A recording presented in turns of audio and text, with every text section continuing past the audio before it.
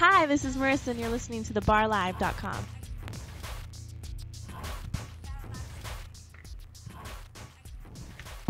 Well, thank you, what was her name? Quick, close that door. Damn it! I hate that echo! Sam, can you close that door, please? Jeez Louise. Every day, people. Come on. What the hell? Hell. See, now I'm just yelling because I like to hear the hell, and now the echo's gone because the door's closed. Much better, much better. All right, everybody, welcome to the Bar Live. New, fresh week starts today, Tuesday. What is today's date? Today's the what, 21st? No, 18, 19, 20, 21, 22nd. It's the 22nd. Oh, there you go, yeah. You can tell nobody uses checks anymore. Nobody daily writes a check that reminds them of the day. No, and that was the one thing that would always be the defining moment that you would always go to. That's definitely the date. Yeah, the date. It was good that we all knew the date. I don't know why right now, but it just seems like it was better knowing the date than not knowing the date, doesn't it? Yeah, there weren't as many people going around asking, "What's the date?" Yeah. It used to be, "What time is it?" And then you'd ask somebody who obviously doesn't have a watch, and then they'll look at their watch and go, "Oh, I don't have a watch. I'm not wearing a watch. I don't know what time it is." And now you got to say, "Well, you don't have a phone?" Well, everybody's phone's got a watch. Everyone's got a watch now. It's just on their phone, and you don't wear it on your wrist. Too lazy to dig out your phone to tell me what time it is? Boy, that's I've seen people do that. Really? You know, where it's like, where they reach around in their pockets. Really? That much of an imposition? I'm coming up to you as a member of society who is in need, and all you need to do to help a fellow brother out in this situation is reach into your pocket and tell me what time it is, and you're going to roll your eyes at me? Are you not a watch person anymore? No, I'm not. I'm not. Were you ever? Yeah, I used to have watches. I used to like watches. One broke. You know, I don't know. I really do wish I had a watch, but I don't. You know what else I don't have, though? There are certain things that are expenses that I know that I need to replace, that I need for my day-to-day operation, that they're just outside of my realm right now. They're just not expenses for instance, I have not had sunglasses in a year and a half. Because every time I go and look at sunglasses, I'm like, I don't have $20 to spend on sunglasses. I'll just squint. Besides, I wear a baseball cap. You know, I can shade the sun from my eyes. So this summer, it is my goal that I will get sunglasses. Okay. At some point. Seems like a feasible thing to set as a mark for the summer. Not unattainable, right? Yeah. Not a ridiculous goal. Baby step goals. Sam the mailman's here. Hi, Sam. How are you? I am outstanding. Thank you, Pugsley. You helped me on my route to fighting the sun when you gave me those Avengers 3D glasses. Oh. I wore them like sunglasses for the ride home from Harley Davidson and Allen. They didn't work. I mean, they're not really sunglasses. They're just 3D glasses. They just made the sun look even brighter. I'll have to bring you a pair of Will Smith Men in Black 3 glasses. Are they sunglasses? Yeah, they're the glasses. I don't know if they're sunglasses, but they're the glasses he wears in the movie. All right, bring me a pair. Absolutely. I will wear those as my daily sunglasses, if in fact they are sunglass worthy. All right, we are here at thebarlive.com. Multiple ways that you can check out the show. Find the podcast there at thebarlive.com. Podcast should be up every day by 4 o'clock. Also, if you missed the show live, as we stream right now, you can check us out on thebarlive.com right after the show. We're going to stream this show all day long. The daily anchor show, which is PMS, Pugs Moran show, will be streaming daily, so you'll have a way to see it there. And also, don't forget YouTube. We'll be posting on our Facebook page, thebarlive.com, and my Facebook page, John Pugs. We'll be posting the YouTube videos all over the place, so you can have a chance to watch this and consume this little broadcast in many ways possible. I didn't sign any releases. Am I supposed to get residuals for anything? Well, then move out of camera range. Seriously. we deal with that now. Really. Lawyers, releases, I don't think so. Jimmy, we're going to do some 3 things here. 3 things off the top of my head that I want to get to. 3 things that I would feel remiss if I did not cover, at least in some degree today during the broadcast. Okay. That's what we call 3 things. 3 things that I am tired of kicking myself after the show and going, oh, I wanted to talk about that, but we never got into it. All right, first and foremost, big, major scientific achievement was achieved today. SpaceX, the what do they call it? The Dragon. We launched the Dragon, the first ever commercially built, commercially funded rocket ship we sent off into the spaces this morning at about 3:44 in the morning. Now, here's here's the big deal for this. This is a really big deal because the last year we have been, as far as a space agency, as far as a nation who is dedicated to exploring the great frontiers, a nation who back in 1960, when President Kennedy was elected, said that he would put a man on the moon, said that we would lead the space charge. Well, we did for a good number of years. And then everybody forgot about it. You know why everybody forgot about the big space charge and about how cool it was to be American, to be at the forefront of this movement? You know why? Is it just because we won? We won, and then you know how we did our victory dance? In a piece of crap pickup truck that we called the Space Shuttle. There was nothing glamorous about the Space Shuttle. The Space Shuttle was supposed to be this amazing technological step forward in reusable aircraft. Because in the past, you used a rocket once. It got you into space. It dropped into the ocean. It was burned out. You built another rocket. You attached a capsule to it, and you shot it up into space. Somebody had the great idea that, in order to build this planned International Space Station, that the United States, on their part, would need to have something to essentially shuttle equipment back and forth to the space station as it was being built. That's all the Space Shuttle was. It was a pickup truck. It was a space flying dump truck. That's all it was. We brought crap up to the space. It was, and you know what I hated about the Space Shuttle? What's that? It always looked like a piece of crap. Yeah. Yeah, they actually they showed it up against one of the original shuttles. It was almost like the mock-up that never actually went. And yeah. That would be what was that the Enterprise? I'm trying to think of what, because there was a number of space shuttles. There was Columbia and Challenger. We know about them because they blowed up. Then there was Endeavour. There was Discover. There was Atlantis. And I believe there was Enterprise. I believe this one. One of them never flew, though. One of them was just the one that they flew around on the back of a jet when they were hyping it back in the early days. Yeah, I think that it was that one. And they were basically making the point of, look at them side by side. That one looks beat up. This one doesn't. But you did look at both of them and say, neither of them look like something I'm excited about. First of all, it's white. Why did we paint it white? White shows every problem. Black. I was thinking black would be cool. Maybe a different color. Like if you go to an airport and you look at planes that are painted white versus planes that are colored like Southwest, the white planes always look crappier. Yeah. Yeah, it looks like... every black bolt everywhere is showing, and it's just very blah. It looks like one of the cheap hardware, like people that will come over and fix your house. It ruined it. Yeah. The Space Shuttle just ruined everyone's enthusiasm for space travel. It was like it's like Sam Walton. Sam Walton, the guy who owns Walmart. Dude drove around his entire life in a pickup truck. Nobody wants that. We want Sam Walton in a Bentley, right? We want him in some fat limo. Don't come on. You're supposed to be leading the charge. It looked cheap for us to be flying around in this stupid space shuttle. And it was, look, they achieved a lot of goals. When the great history of American space travel is written, the space shuttle will play a very important part in this era. But it also led to the current state of NASA that we have now, where people just aren't interested anymore. Yeah, this is the problem with scientists altogether, though. They don't do marketing. They don't understand. They don't do fashion well. Yeah. They do practicality well. All the things they make work, and they're utilitarian, but nothing looks good. Yeah, they don't want to do anything that sounds sexy. Like I know that when they were trying to get the funding for the Super Collider that was going to be right here in Texas, they were told, like, they were asked, like, so this is the God particle. And they were like, well, no, not really. No, go for it. Go with the God particle. Yeah. It'll get people excited. Yeah, go with that.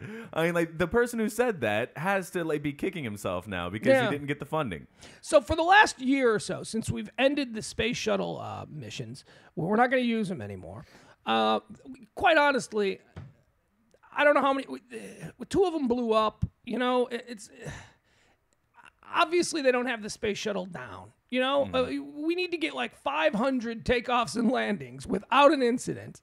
And the other problem with the space shuttle was, after you had one incident, you go into extra careful safety mode, which means that no space shuttle ever lifted off when it was supposed to. Everything was always delayed. I mean, whether it's a weather front that's coming in off the Gulf of Mexico, you delayed it for a couple of days, or whether there was an alarm that went off and the alarm really wasn't triggered in anything, it was just a double a double safety net alarm that really meant nothing, that went off on its own, that delays it. It was just, we didn't seem to have it down. We didn't seem to have it down the way we have air travel down. And then they just went, they got away from it. They went, you know what, the space shuttle thing, it's a loss leader at this point. We're done with the space station. We're not really going to build anything on the moon. We have no plans for that. So how, we really don't need a reusable thing. All we need to do is get astronauts to the space station now. That's our permanent condo up there floating around in outer space to do all of the things that we used to have to do with astronauts in orbit. We'd put a guy in orbit, they'd circle the Earth, they'd do some experiments, and they'd come back. We don't have to do that anymore because now we just put them in the orbit, we put them on the space station, they live there for 6 months, they do all of their scientific stuff up there, and then they come down. So we don't really need this sort of space shuttle to go up, and we're not building another one. So for the last year, do you realize that we still have an astronaut program, and we still have the space station, and we still have all of these scientific experiments that are going on? But you realize that for the last year, American astronauts have been needing to find and bum rides from other countries that still have space programs. American astronauts have been bumming rides with the French. They've been bumming rides to do our stuff because our shit's in the shop. That's basically what it is. We have to call other countries and say, hey, that International Space Station that we put all that money in, but we're letting you guys use? We need a ride there tonight. Can you give us a ride? And then France is like, oh, man, I got my girlfriend with me. I don't know if there's room. Her cousins are in town. It's that kind of thing. Yeah. So then we got to call Russia. And we're like, hey, Russia, look, we're letting you use the space station. It's all good. Can you get a seat on your plane? Oh, comrade, I don't know. I got junk in my back seat. I was moving my sister. It's like everybody was like bending us over a tree stump to get us to go on. And it sucked. It sucked. Hat in hand, the American astronauts were having to beg for rides for other people. So what happened was SpaceX comes along. Mm-hmm. Now, SpaceX is a company owned by Elon Musk. You know anything about Elon Musk? Just a little bit. Elon Musk is an interesting dude. He's around my age. He's South African. He made his billions in the internet. These .com billionaires. He had something to do with like PayPal or an early incarnation of PayPal. I always think of PayPal, I think of Peter Thiel. He's the other billionaire that's going around giving kids a bunch of money to drop out of college. You know what, this dude? Nuh-uh. He was on 60 Minutes. Peter Thiel, founder of PayPal. Thinks that college is a big waste of time for like super smart kids. Like if you're super smart and you're like in college and you're working on a degree, he basically is saying, drop out of college. He'll give you a job right now. You work on what you're working on in college for me. Mm-hmm. So he has this contest every year where students pitch their ideas, what they want to do, what they want to work on. But the caveat is they have to drop out of college. And if they drop out of college, they can come work for him. I'm actually totally for that. It's a completely ancient system that we're doing education. Well, he thinks that Peter Thiel believes that among the best and the brightest, that college right now has been so dumbed down and so simplified that it's basically there to graduate idiot kids, to give them their degree in whatever. Basket weaving. And it really is sort of not catering to the best and brightest among us. So he thinks private industry can do that better, can develop those minds and those projects. So it's, either way. But the headline again, the marketing, back to the market. The marketing is billionaire pays students to drop out of college. I mean, that sounds pretty bad. Right. Until you actually read what it's about. But we don't read. We like headlines. No, I read the headline. I got the entire point. It. I got it. He's paying people to drive. I don't need to know anymore. He's an ass. Yeah. That's it. That's all I need to know. Don't care for that guy. All right, so Elon Musk, he also, with his billions that he got from PayPal or something like that, he also formed Tesla, the electric car company, and SpaceX. SpaceX and Tesla are his two current companies right now. And this guy, boy, I just saw a report on him. I saw a thing about Tesla. It was not a report, I'm sorry, it was a documentary. It was the follow-up to Who Killed the Electric Car. It was Who Killed the Electric Car 2. You've seen Who Killed the Electric Car, right? Mm-hmm. All right, well, Elon Musk was a big star of the original one. And in the second one, boy, it was just filmed a couple of years ago about how now the major car manufacturers are coming around to the electric car and all that stuff. Boy, he was like broke. They were talking to him and he was like down to his last like $2 million because he had put so much money into SpaceX and so much money into Tesla that he needed something to pop for him. So this is good. This looks like maybe this pop for him. It says here, Andy Caffey. Oh, I'm sorry. This is the wrong story. I had this all queued up. I was ready to jump into the story, and it's the wrong story. You know, it's amazing because you say that he's down to like his last $2 million, and almost anybody else, I would feel no sympathy. but he does have some major projects. So $2 million is literally digging into your pocket and feeling change. $2 million is he's broke. Yeah. He's broke. I mean, he's I know it's not like any normal person could live on $2 million, but this guy had payroll for 2 companies. You know, in SpaceX, trust me, they ain't paying janitors' wages at SpaceX. Yeah. Those guys at SpaceX, those scientists, those creators, the privatized rocket scientists are making more money now than they ever did. I mean, because, you know, think about that original pitch. You go to the best rocket scientists that the world has to offer, and you have to lure them away from the glamour of their space agency where they're doing things for historic, and you've got historic reasons, and, you know, government and policy and all that stuff.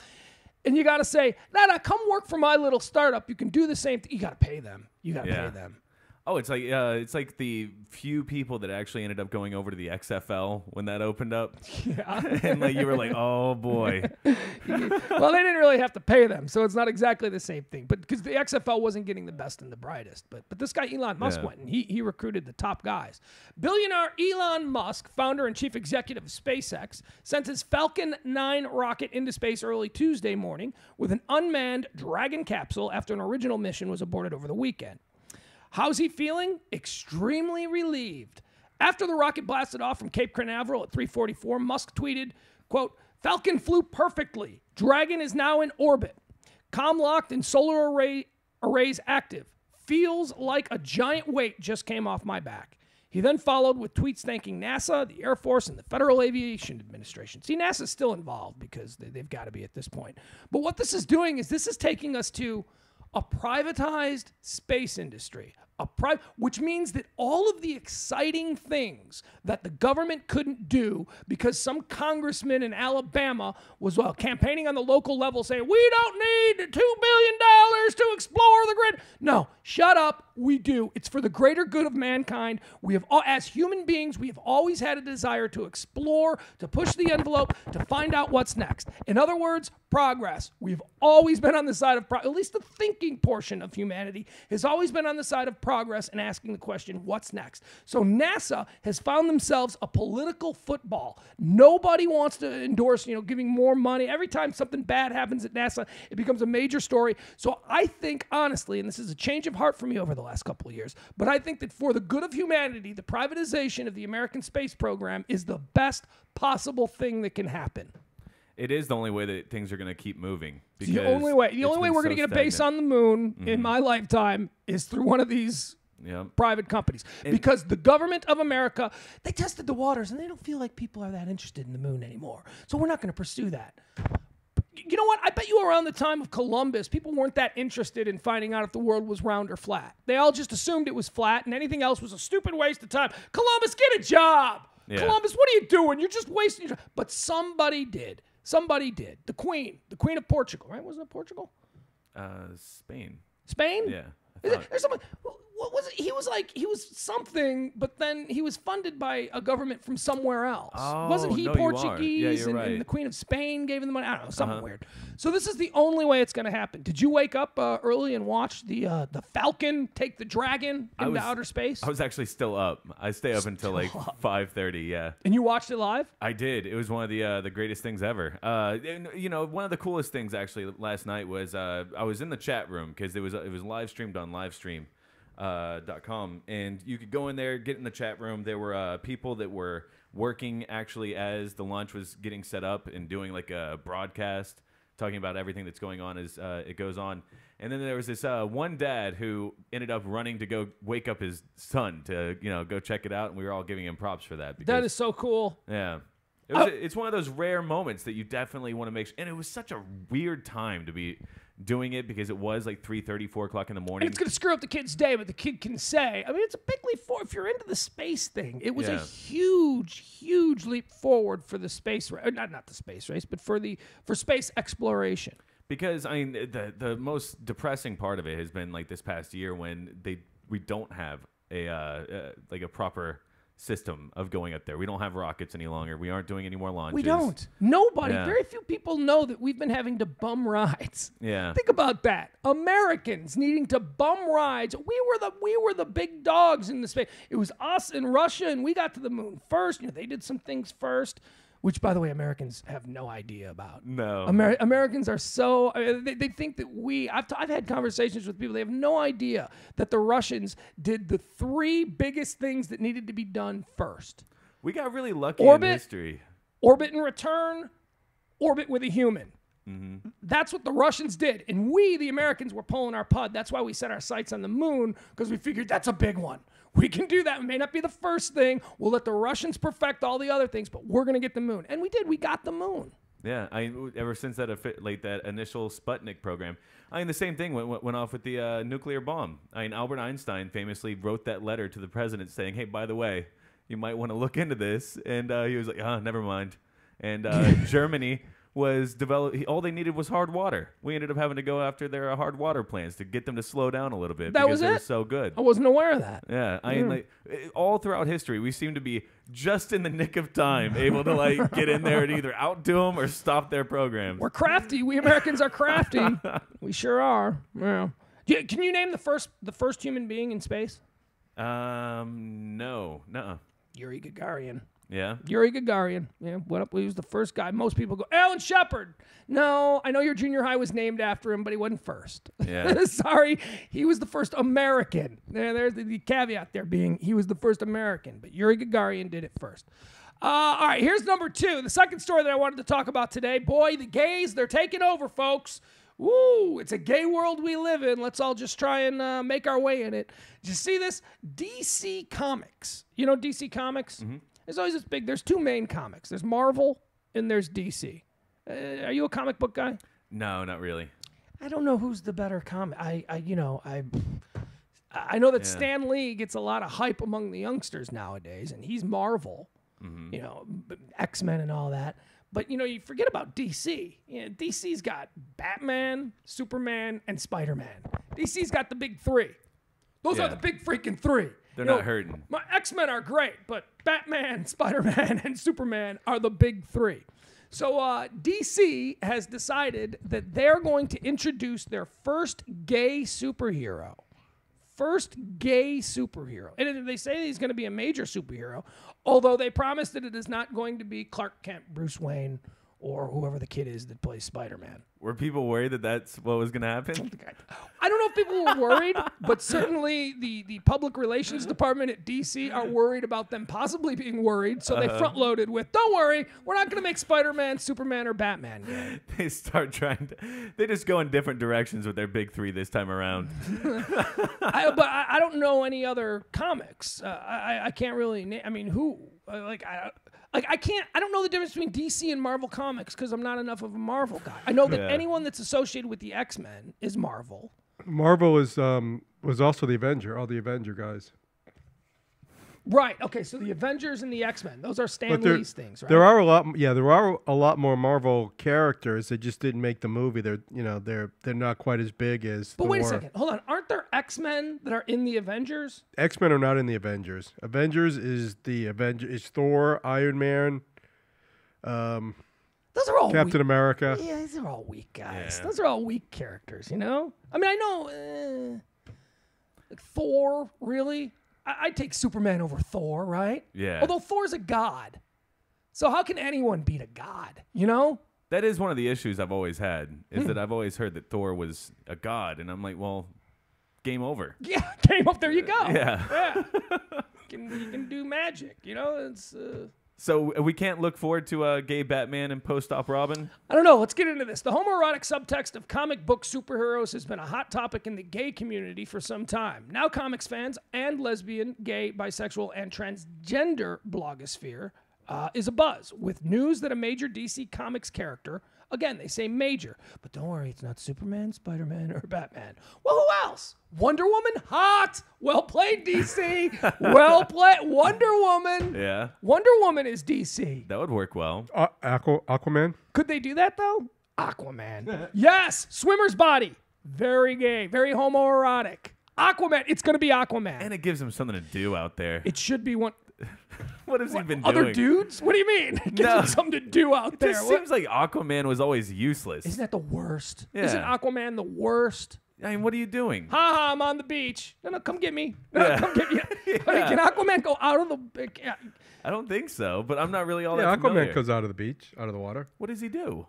He's But able he's just to. a normal guy Yeah, on land. He's just got no swimming skills. No he's nothing. able to have the animals help him when he's underwater. He can communicate with the whales and the sharks and all the other. Seems very limited. Seems like very limited. I'd be very upset if I was born a superhero and those were my skills. I can breathe underwater? Cool, I guess. Don't call me when there's a fight breaking out, though, because, I'm just going to look for the nearest pond and go hide under the water because I can't really do anything. Everything okay now? Everything okay?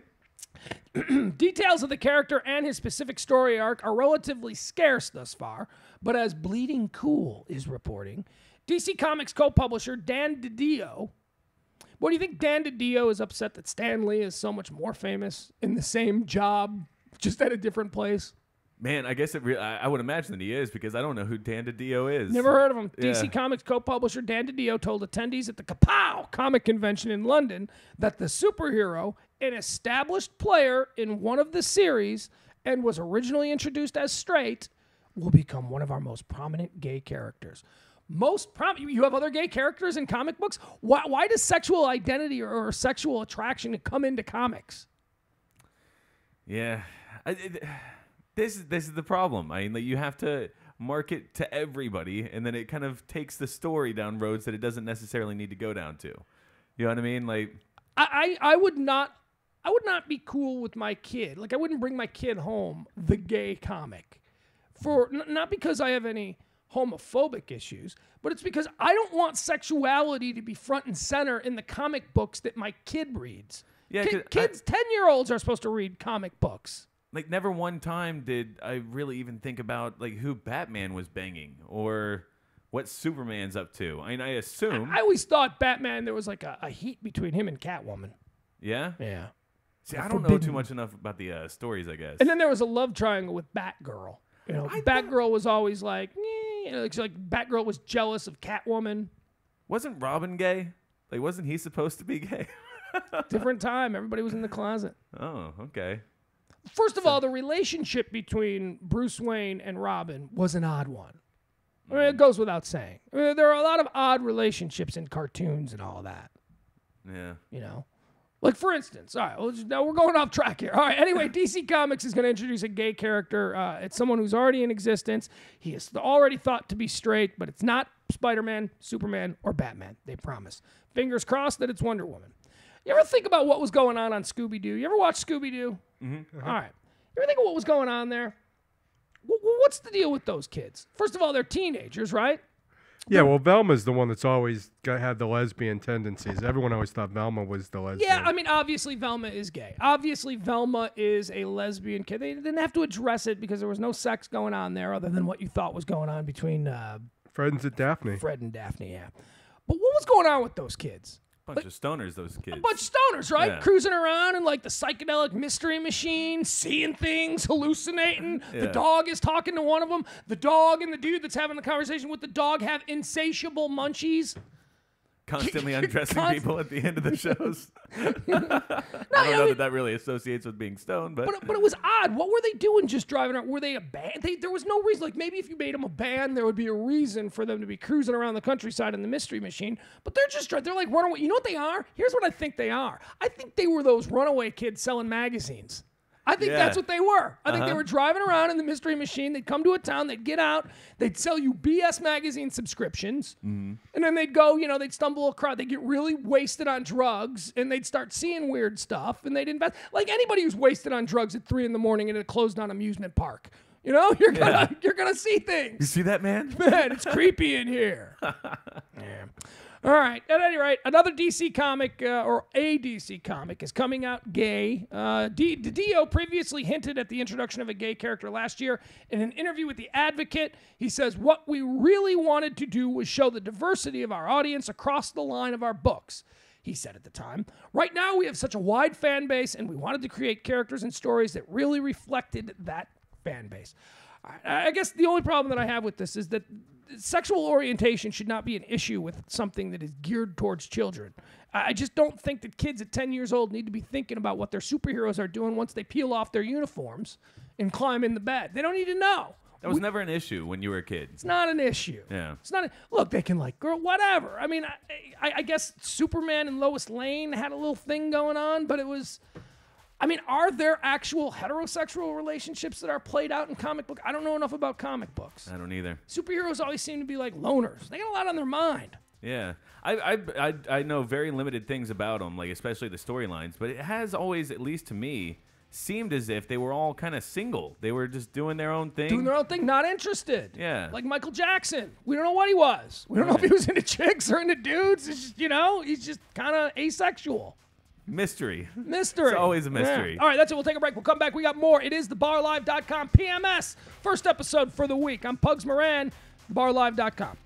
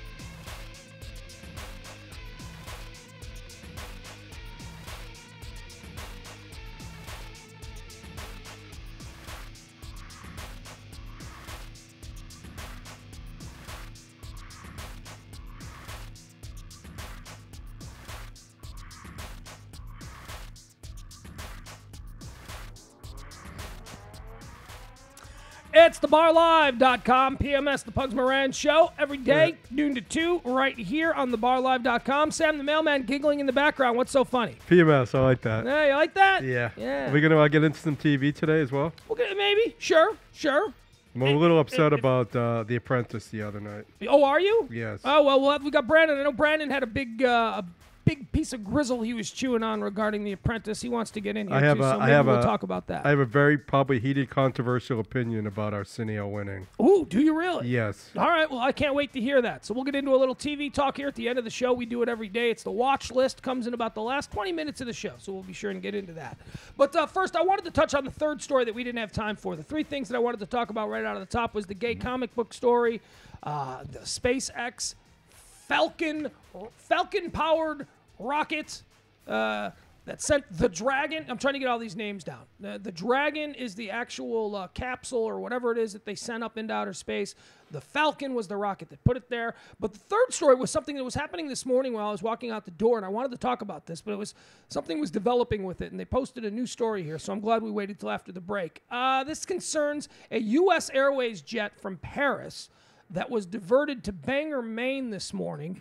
It was supposed to have gone to Charlotte, North Carolina. Here's the story. A U.S. Airways jet from Paris was diverted to Bangor on Tuesday after a passenger showed, quote, suspicious behavior on the flight.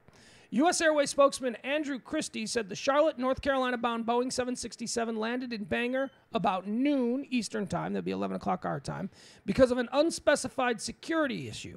The flight carried 179 passengers and a crew of 9. The North American Aerospace Defense Command said that 2 F-15 fighter jets were scrambled to escort the jet to Bangor. The aircraft landed after a passenger exhibited suspicious behavior during the flight. Out of an abundance of caution, the flight was diverted to Bangor, where it was met by law enforcement. All right. First of all, really cool, but I hope I never witness it. The idea of looking out your window and seeing 2 fighter jets basically now escorting you through space. I don't want to see that. No, because isn't the main intent of that, if you go off track too much and they have a feeling that you're going towards a target, they'll shoot you down. Yeah, they're the ones that are taking you down. Yeah, they ain't there in case your engines go out. They ain't going to get underneath you and fly the rest of the way. No, if there are fighter jets involved, death is an option. Death for you is an option because they're not there to act as a flotation device. They're not going to help you. If there's something wrong with the plane, you're going to crash. What they're there for is if you do start to crash and you're going to head into a shopping mall or a high school, they're going to blow the crap out of you in the air. You're never going to hit the ground. Yeah, so you see them at first. I would imagine just out of ignorance, I would be like, oh, good. Oh, God, they're going to shoot us.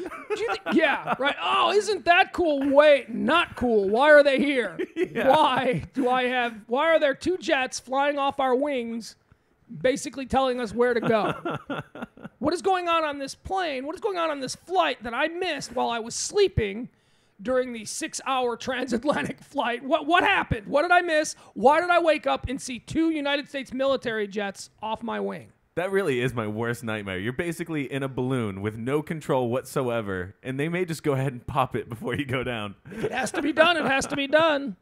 But what is it? Do you think that airline personnel have too much authority now? What is suspicious? Yeah. Who are you that is determining that this is suspicious behavior? Yeah. What am I doing that is suspicious? Yeah, because, a lot of times it turns out to be something that was an argument between a guy and a stewardess.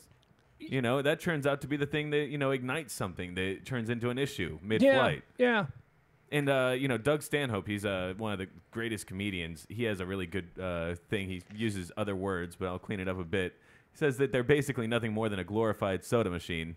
Why not just put a soda machine in the back? You get rid of the stewardess. Seems like a good cost-preventing. Yeah, they are. They're a glorified soda machine, vending machine. That's what they are. They're a vending machine that takes up more space and has a real high propensity to be offended by something. Right. And then once they are offended, it's all bets are off because they have more power over you in that moment than anyone in your life will ever have. They have the power to get you put on a no-fly list, which means you will never fly without immense hassle again. No more traveling for you. No. Yeah, and soda machines don't hit your knee when they're walking down the aisle either. Why are they there? That's a good question. Why are they there? I don't know. Buses do not have stewardesses. Yeah. I can go in the back and get a pillow, and then I'll get a snack while I'm there. How about just put the pillow under the chair? I'll just reach under and I'll grab my own pillow. It's right there, a pillow and a blanket. Well, that's certainly a lot easier than paying somebody's salary. All they're there to do is answer questions. Yeah. You know, they're just there to like make people feel like something's going on, like there's some human element.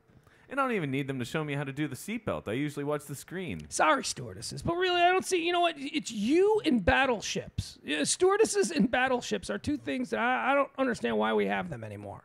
It does seem really old school to be like trolling around in the depths of the waters.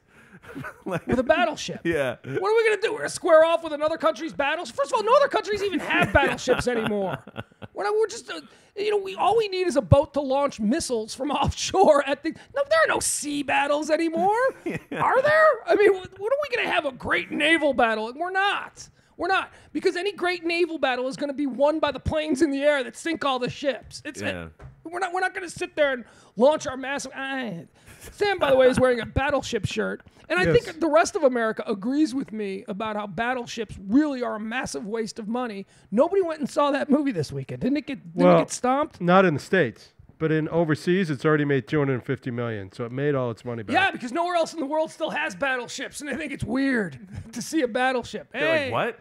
What's a battleship? We haven't had one of those since the 1800s. Oh, this must be like one of those old movies where it goes into the past. All right, a little thing I want to do here. It's a new segment. I want to call it the Rapture Watch. We've done it before on the show, but I'm going to bring it back. We call it the Rapture Watch because there are things, Jimmy, that are going on in this world that just make me think, holy cow, we are completely at the end of our rope. There's just nothing. Let me pull this. I got a real. I told you guys this story off the air. I got two stories here. One occurred literally across the street from where I grew up. When I saw this on CNN, I was like, oh my God, what are they doing in my neighborhood? What is happening in my neighborhood? Now, I know that this past weekend in Chicago, the south side of Chicago, it's where I'm from, very Irish, Catholic, white, not integrated at all area of town. It's not. I've said this. People freak out. I never had a black neighbor until I moved to Texas. Never. Oh, wow. Never. And I lived in a number of places. Chicago is so segregated.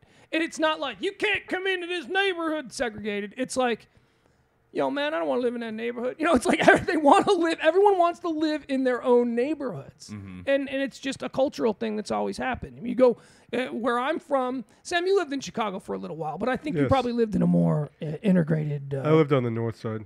Did you live in a neighborhood where people had lived there for 50 years, or did you live in like a neighborhood where it's all? Because like there are parts of downtown now where people who didn't grow up in Chicago live.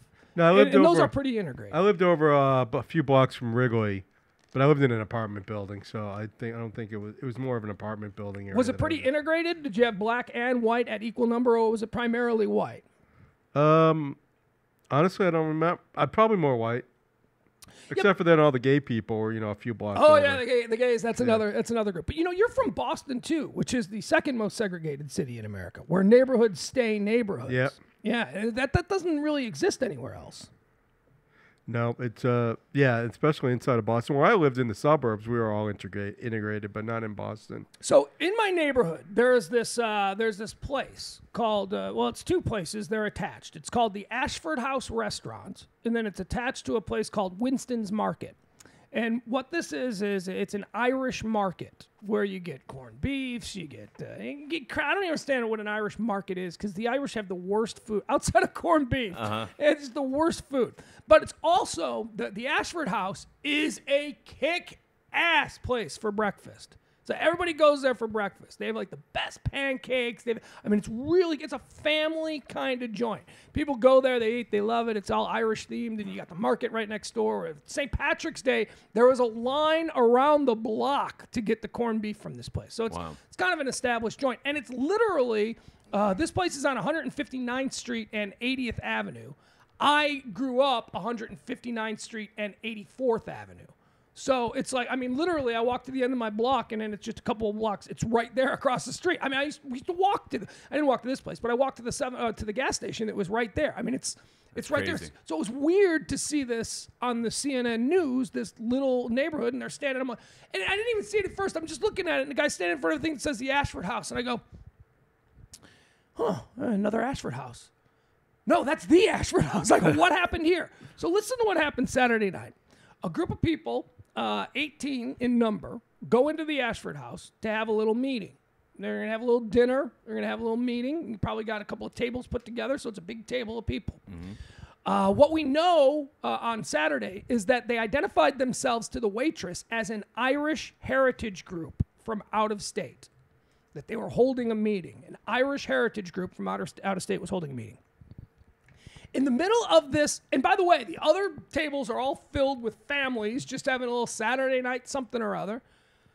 In the middle of this meeting, does it say 15 to 20? 15 to 20 people jump out of 4 separate cars with police batons, baseball bats, hooded sweatshirts, and ski masks on.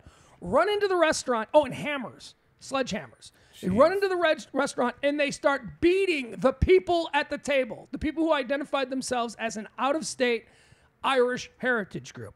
They run in, like right out of The Sopranos. Imagine like, a bunch of guys, imagine like a large-scale hit or an intimidation or something. So they beat the crap out of all these people. The owner of the place, the restaurant, the guy whose last name is Winston or whatever, he chases one guy down, catches him in the back in the grass, tackles him, is on top of the guy. When 5 of his friends get out of the car that they're exiting in and just start to beat the crap out of the guy who owns the restaurant. Wow. They get into cars. This would be like something happening at like Frankfurt and Preston. This is not out in the middle of nowhere. This is a very busy, high-traffic area. They get into the car. One car was pulled over 2 blocks away at 159th and Harlem, because obviously they did it in front of a ton of witnesses, and they got into. I mean, how did they not think they were going to get caught trying to escape this? One car got caught 2 blocks away. Another car got caught, which was funny, at 183rd in Harlem, which is just a block from the police station. They probably shouldn't have driven towards the police station. Right. That would have not been the direction to go in, but they got caught. So what was the popular theory was that this was some kind of a mob thing. This was an organized crime issue where it wasn't random, although CNN... So it wasn't somebody got somebody pregnant and like the other family wasn't happy about that? No, it wasn't that. Doesn't appear to be that. But the way it was spun was the world is coming to end. You can't even have a nice dinner without random people walking in with baseball bats and smashing you in the head, right? I said... I don't think it's random. I know the neighborhood. I know like what goes on underneath the surface in this neighborhood. It seemed to me like it was a mob. Like it was a mob from Indiana. It turns out they were from Indiana. They all had Indiana plates in their cars. It was, and they identified themselves as an Irish heritage group. Just like whenever a mob boss goes on trial, he's the head of an Italian heritage group. It's never like the mob.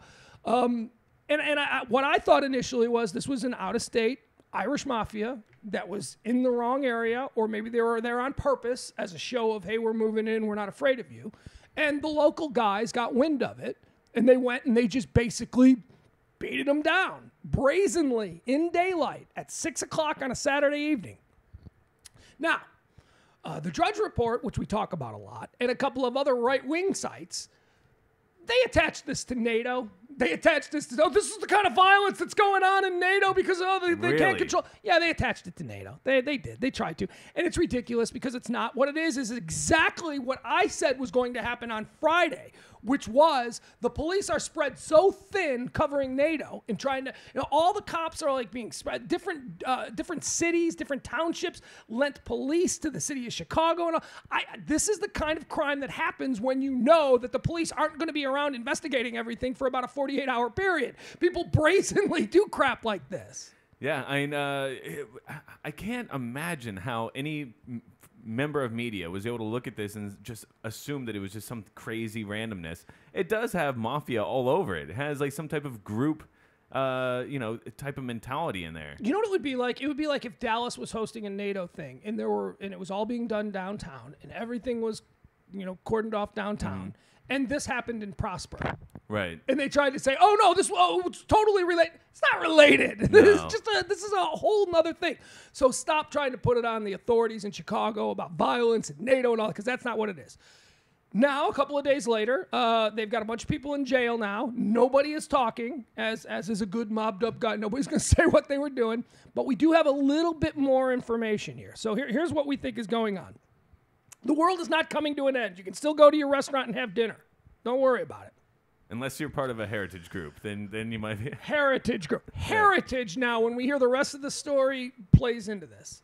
Authorities charged 5 Indiana men Monday stemming from a weekend attack in which a group of masked assailants wielding bats and batons stormed a Tinley Park restaurant in broad daylight, beating diners they believed were connected to a white supremacist group. Here's the thing, as it turns out. The people who ran in and beat up these guys, the people who got beat up were from out of state. The people who beat them up were from out of state. Oh, wow. Turns out everybody was from out of state. And what it was this group was, apparently there was a meeting going on somewhere, totally unrelated to NATO, totally just a meeting of Midwestern white supremacists. And it was all over the web, and they were all coming together for this big meeting. Apparently, someone tweeted, one of the guys on that white supremacist group, tweeted that, hey, we're all having dinner at the Ashford House. Meet us there if you want to have dinner. And some anti-white supremacy group, some anti-racists found out about it. And those are the guys that ended up storming the place. So it was white supremacists and anti-white supremacists. And normally you'd come down on the side of the anti-white supremacists, but this ain't how you handle business. Right. The anti-white supremacists acted like animals. So we'll go on. They are both extreme groups, says Tinley Park Mayor Ed Zabrocki. I know Ed Zabrocki. He's been mayor forever. He's been forever in Tinley. I like that. I mean, obviously they went about it in an extreme manner, but like an extreme group of anti-racist people. Extreme anti-racists taking on extreme racists. I never thought that I would actually hear about the extreme anti-racist people being out of line. It's extreme stances. The anti-racism group is against racism, against anti-Semitism, against homophobia, where the other group is for white people only. In one sense, they are both about supremacy, but from totally opposite ends. That's from Mayor Ed Zabrocki. The 5 men from Indiana were charged with felony mob action, aggravated battery, and criminal damage to property for their alleged role in the attack. 10 people were injured in the attack at the Ashford House in Tinley Park, and 3 people were taken to local hospitals with head wounds. Well, yeah, baseball bats, police batons, and hammers. Jeez. The 5 men who were charged are John Tucker, 26, Cody Sutherland, 23. It just goes through all their names. Anyway, they're all in their 20s. One guy, Jason Sutherland, was 33. They're all from Indiana, by the way. 2 of the victims also arrested. 2 of the victims also arrested were Steve Eugene Spears. Okay, so here's one of the victims who got arrested. He was 33, of Grand Forks, North Dakota. 65-year-old guy was also arrested. The 65-year-old guy, or I'm sorry, the 33-year-old guy, Stephen Eugene Spears, who got hit with a hammer while he was eating at his little peaceful white supremacy meeting. He was arrested by police because they determined that he had an outstanding warrant from Dallas County for child pornography. Wow. So, as soon as we get you stitched up, you're going to spend a night in jail, you perv. Law enforcement officials on Sunday said that the victims group consisted of people with white supremacy views, and those who assaulted them were protesters attacking their beliefs. After the attack, the offenders fled in 3 vehicles. All right, so they left. 2 of the vehicles got stopped. One about 2 blocks from the restaurant, another one about 6 blocks from the restaurant. But they all got caught. So I'm going to put a hold on the Rapture Watch for this story, simply because it wasn't random. You don't have to worry about it. I mean, that's the first thing I thought. First I thought was, oh my God, that's my neighborhood. I used to go to breakfast there all the time. This could easily have been me. I used to go to that place all the time. Yeah, well, I would imagine it's like really like alarming, because you're like, well, man, this could actually happen to me, and it's almost like a sign because it's a place that I'm so familiar with, an area that I'm familiar with. Every once in a while, I'll actually go by one of those things. I'll be like, oh man, maybe I should really pay attention to this story and not go out to eat once I find out that it really does have that much to do with like places I've been at, and just it's too close to home. Oh yeah, no. And okay, so now the second for the Rapture Watch, that was from my childhood home, okay? This story, I hate this story. This story happened at my Target, my current Target, 2 blocks away from my house, where I do all of my food shopping, where I do all of my Target stuff. Are you ready for this one? This happened right here. So we had another story on Saturday that happened across the street from where I grew up, and now we got this story which happened right down the street from where I currently live. Both of them, on the surface, fall into the Rapture Watch, the world is ending, we're not safe anywhere kind of category. All right, here you go. A man took a butcher knife from the housewares section of a Target store and stabbed a female shopper in the back, according to Dallas police. It happened around 6:30 p.m. inside the Target store at Loop 12 and Marsh Lane. That's right there, Northwest Highway and Marsh. Yeah, that's incredibly there, close. right down the street, right across from Love Field, right where I live. Antoine Davis, 30, apparently picked the woman at random and dropped the knife outside the store before fleeing. Davis was arrested by arriving officers near the store. The victim, identified as Dallas attorney Martha Jones, was stabbed in the lower right back, causing pain and profuse bleeding. Now, here's what also needs to be mentioned about Martha, because it doesn't really say this here. Martha is hot. Martha is a really hot, young, she have blonde hair? Couldn't really, sort of like a blondish brunette. She's a young, hot Dallas attorney. It's like creepy. What's she doing with the name Martha? I know. I know. Martha is not the name of a hot 20. How old did she say? Oh, no. The stabber was 30. Martha is 97. No. She was like 20-something or something like that. Davis was jailed on $25,000 bond. He was charged with aggravated assault with a deadly weapon. Shoppers outside the Target said they were surprised at the attack. You wouldn't expect it here at Target. Well, where do you expect that kind of attack? You don't really expect someone to take a butcher knife out of a houseware section and just stab a random shopper. Yeah, I never hear a news reporter going through their report. Oh, well, he really should have seen this one coming. As you can see, he's been hanging out at this Toys R Us. Here, let me see if I can find a picture of this girl, Martha. Yeah, well, at any rate, all right. So, I mean, what can you do about that? What can you do if people now? I'm going to go into this only because I think it's interesting, but the comment section on this original story, I posted it on the Facebook page. People start writing out. All right, it was a black guy who just randomly stabbed a pretty white woman in a Target store. All these comments immediately went to the coming race war. Are you hearing this stuff about the coming race war? Yeah, I think that's the main place where it goes on is in the comments of different websites. I think that's where the race war is being fought right now. Yeah, anonymous commenters on news stories, on internet message boards all over the place. I really do need to know why this guy did it. You know, we talked last week about how the Drudge Report seems to be just dead set on fanning the flames of the race war. Everything on Drudge, if it's a crime and the criminal is black and the victim is white, it always goes out of its way to say, black mugger rapes white jogger. You know, it's all very incendiary. I mean, what do you expect from these people that read that? So, well, it's race wars coming to the black people now because of Trayvon Martin. They're going to get their pound of flesh any way they can. And if you're shopping at a Target and one of them sees and decides that you need to be a victim for Trayvon, that they're just going to get you. I mean, what do you think of all this? That's horrifying. It's a horrifying thought. How about this? There's no race war coming, but crazy people are going to start doing crazy things on an increasingly advanced level. Yeah. I think because they feel emboldened by this kind of talk. And if you're aggravated by that, I mean, I guess that the one redeeming thing is that it's part of the process of weeding these people out. I mean, I think that they're having to go to these extremes because they are feeling a little bit more isolated and needing to really get it out there now. You know what I mean? Well, what's going to happen if we have a race war? I mean, and I'm white, so I guess, it means I'm drafted onto the white team. But what if I want to fight for the other team? You know? And how many black guys are going to fight for the white team? There's no people there. I don't understand it. People don't identify themselves by the color of their skin as much anymore as they do by their station in life.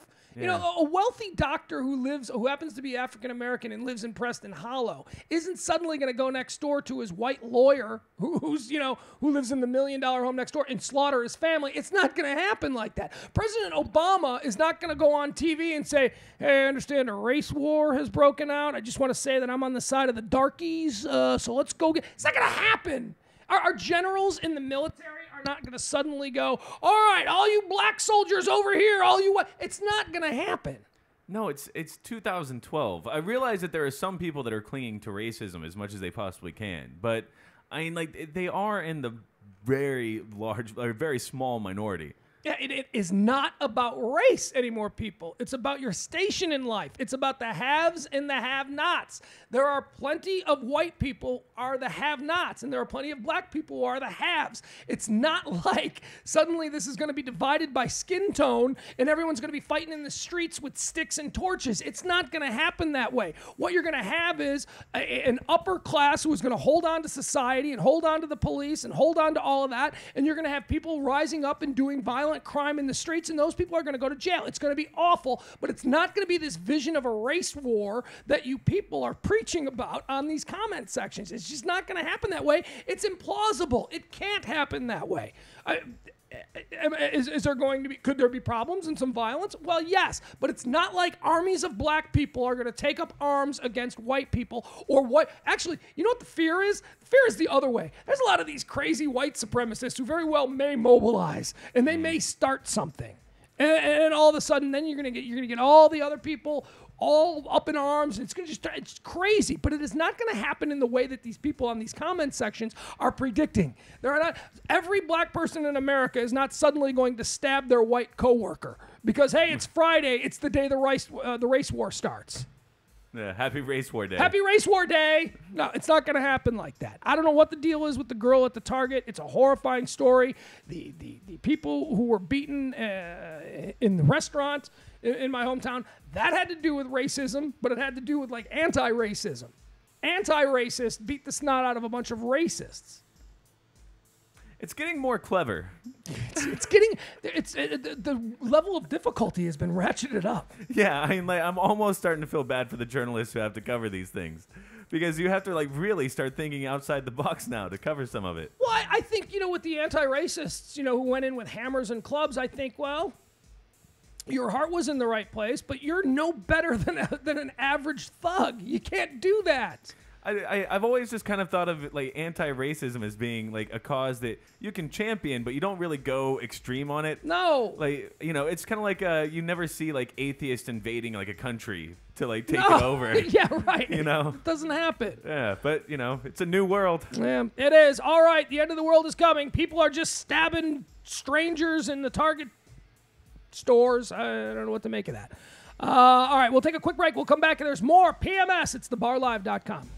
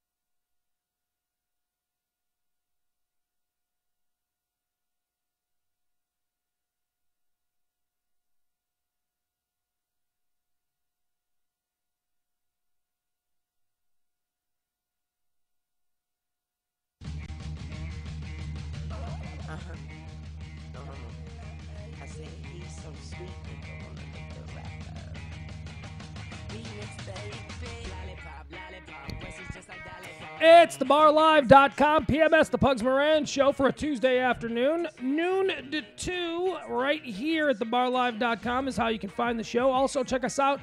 We podcast the show. Daily podcasts are up every day by 4 o'clock. You can find that at thebarlive.com. Just click on the podcast link. Also, join the Facebook page, The Bar Live on Facebook. We'll be putting up the YouTube clips from the day's shows there. There are many, many ways that you can ingest this product as we put it out for you on a daily basis. Jimmy Ryan is here. Hi, Jimmy. Hey, man. Sam the Mailman is also here. Hi, Sam. Hey, Pugs, do you remember who Gary Goldman is? Gary Goldman is he was on Last Comic Standing. He was a stand-up comedian. His deal is that he has a real serious anger problem. Is he in the news for his anger problem? Well, no, I got an email. I still get emails now and then about guests for, well, this one says for Pugs and Kelly, but obviously Gary Goldman can do phone interviews. He's got a new comedy CD out on Comedy Central Records, and they want to know. They've worked with you in the past. Yeah. And they want to know if you'd be interested in having him on now. Obviously, we can do interviews, right? Or we could get phone calls. Yeah, sure. So. We've had Gary on a couple of times. I like him. He's a hothead. Okay, well, do you want me to see if I can schedule something? Who did he beat up? He was on the Tourgasm tour, remember? Yeah, he got into it with somebody. And it was somebody that everybody went, oh, I so wish that could have been me. It was somebody that everybody hates that he got into it with. And he put him in a headlock and was threatening. I forgot what it was. A really cool story, though. Who was it? Jay Moore. It was Jay Moore. Didn't Jay Moore have something to do with Last Comic Standing? Yeah, he was the host, wasn't he? Yeah. I wish I could remember that story, but he came in and he told us that story, and I thought it was the coolest story. I'm like, you got a temper? He's like, yeah, I've had a temper my whole life. He's a former college football player and all that stuff. He's a funny guy, Gary Goldman. Yeah, I'd talk to him, Sam. All right, I'll see what I can do. All right, let's get into a little thing here. A couple of stories here concerning Ask Crazy Women. I want to throw a couple of chicks under the bus. The first one concerns, do you know who Timothy Busfield is? Yeah. Everybody knows who Timothy Busfield is. Nobody knows Timothy Busfield's name. If you saw Timothy Busfield, you'd go, oh, yeah, that guy. He's been in everything I've ever watched ever. That's the guy. I have to Google him now. It's this guy right here. He's a little bit older now, but he's been playing, character roles in Hollywood and TV for, 30 years. 30-something. What's there you go. He was also on the doctor show where they had the he was a doctor on some show where the guy lived in the RV out in the parking lot. Oh, yeah. That was Trapper John M.D. That was early in his career, back in the 70s. Yes, but I forgot. He was one of the stars of the 80s television show 30-something. There's a lot of these guys, this is why a career is so important. Because, a guy like that, for, about 4, 5, 6 years maybe, he was a big, major, top-rated television star. And then, that show went off the air, and he ended up doing other things. Other people might remember him as Danny, the lead journalist for the Washington Times on The West Wing. He, at the end of the show, he ended up marrying CJ on The West Wing. So people know him from a lot of things. And mostly what people know him from is that he always plays a good guy. He always plays like a nice, sweet kind of guy. Not dangerous at all. Well, turns out he's a little dangerous. It says here, John Travolta isn't the only alleged pervert in Hollywood these days. Timothy Busfield has been accused of sexually battering a woman while on a movie date last week. Now, this is why I say we're going to throw a couple of women under the bus here. Because let's not get... Go ahead. On a movie date? On a movie. They went to a movie. And apparently in the movie theater, he sexually assaulted his date. Wow. Movie. You're probably thinking, Pugs, it sounds to me like Timothy Busfield is a pervert. It sounds to me like he tried to rape a woman in a movie theater. Why are you saying you're going to throw the woman under the bus? No, I'm thinking he saw The Dictator. Hold on. Go ahead. Oh, not worth it. Never mind. I heard the line. It wasn't worth it. All right. The West Wing actor reportedly took a lady friend to the Archlight Theater in Sherman Oaks last week. The date was going well. And get this now, Brandon. You go out on dates with a lot of girls, so we're going to have you chime in here. Okay. The date was going well, and the two began kissing like high schoolers during the flick. But the evening was ruined when Busfield decided to grope a breast and then her crotch area. Sources report that the woman immediately ended the date and informed authorities of the incident on Thursday. Busfield hasn't been arrested or anything, but investigators are likely to speak to him. We bet this guy wishes he would have just stuck with first base instead of trying to steal second. Ha ha, that's so funny, Perez Hilton, you're so good. This woman is involving police because a guy tried to feel her up on a date in a movie? Yeah, that's total BS there. And right now, Timothy Busfield, who for years has had this reputation as being this sort of sweet guy, this good guy character, now his name is being splashed around in headlines calling him a pervert for sexual battery on a date. You women are out of control. You have got to be kidding me with this crap. This guy, you were making out with him, and he took the logical next step that every boy that has ever made out with a girl in a theater does from the time we were 14 years old on, and you're going to have this well-known person's name dragged through the mud as a sexual batterer? Yeah, if it's over the clothes feeling, that does not count. I'm sure she stopped it immediately, dude, especially in a movie theater. So that's BS, dude. Well, wait a second. What the ever happened to girls saying, it's too soon? It's too soon. What the hell ever happened to that? It used to be you'd get in trouble when she said that, and you kept doing and you kept pressing, and now no means no. That doesn't even seem like it's the case here. He was in public. He's a well-known, extremely recognizable person in public at a movie theater. He didn't try to rape you. Why did you go to the police? Just leave. If you're going to be that much of a nut that you're going to be shocked and frightened that someone tried to get to second base after making out with you in a movie theater, just leave. That's weird enough. You're already a weird chick who can't handle adult situations. But to drag the police in on this and have this guy charged as a sexual batterer because he put his hand on your breast and then moved his hand down to your crotch while making out with you in a movie? That's total. I bet it's over the clothes too, where it doesn't even count. You know what I'm saying? That's the worst part. It's not like he tried to probably put his hand down her pants or down her damn bra. You know what I'm saying? Probably like feeling right over the cotton. Oh. So What's anyway. going on here? I'm having some problems. Yeah, I'm having some problems with some cords and stuff. No, I'm good. I'm here. All right. It's gonna pass the baton. All right, so we all agree with that is reckless on behalf of the girl, dangerous for our justice system. It is. Because let's just say that this becomes a thing now.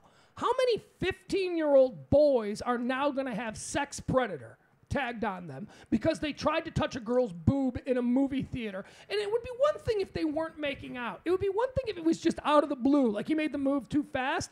But she is making out with him in public in a movie theater. What stop sign was put up to suggest that he couldn't do what every 15-year-old boy in America has done since the movie theater was invented?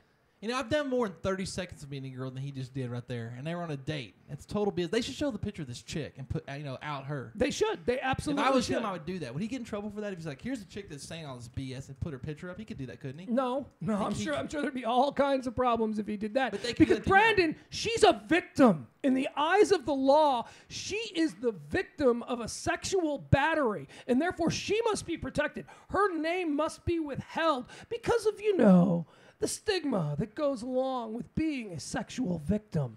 Those things. She has to go to work. She has to deal with people. Well, what about him? What about him? He didn't do anything wrong. And I'm the last person to be sticking up for douchebags who try to date rape girls. We all know where that line is. It certainly isn't here. This is not that line. Do we know her age?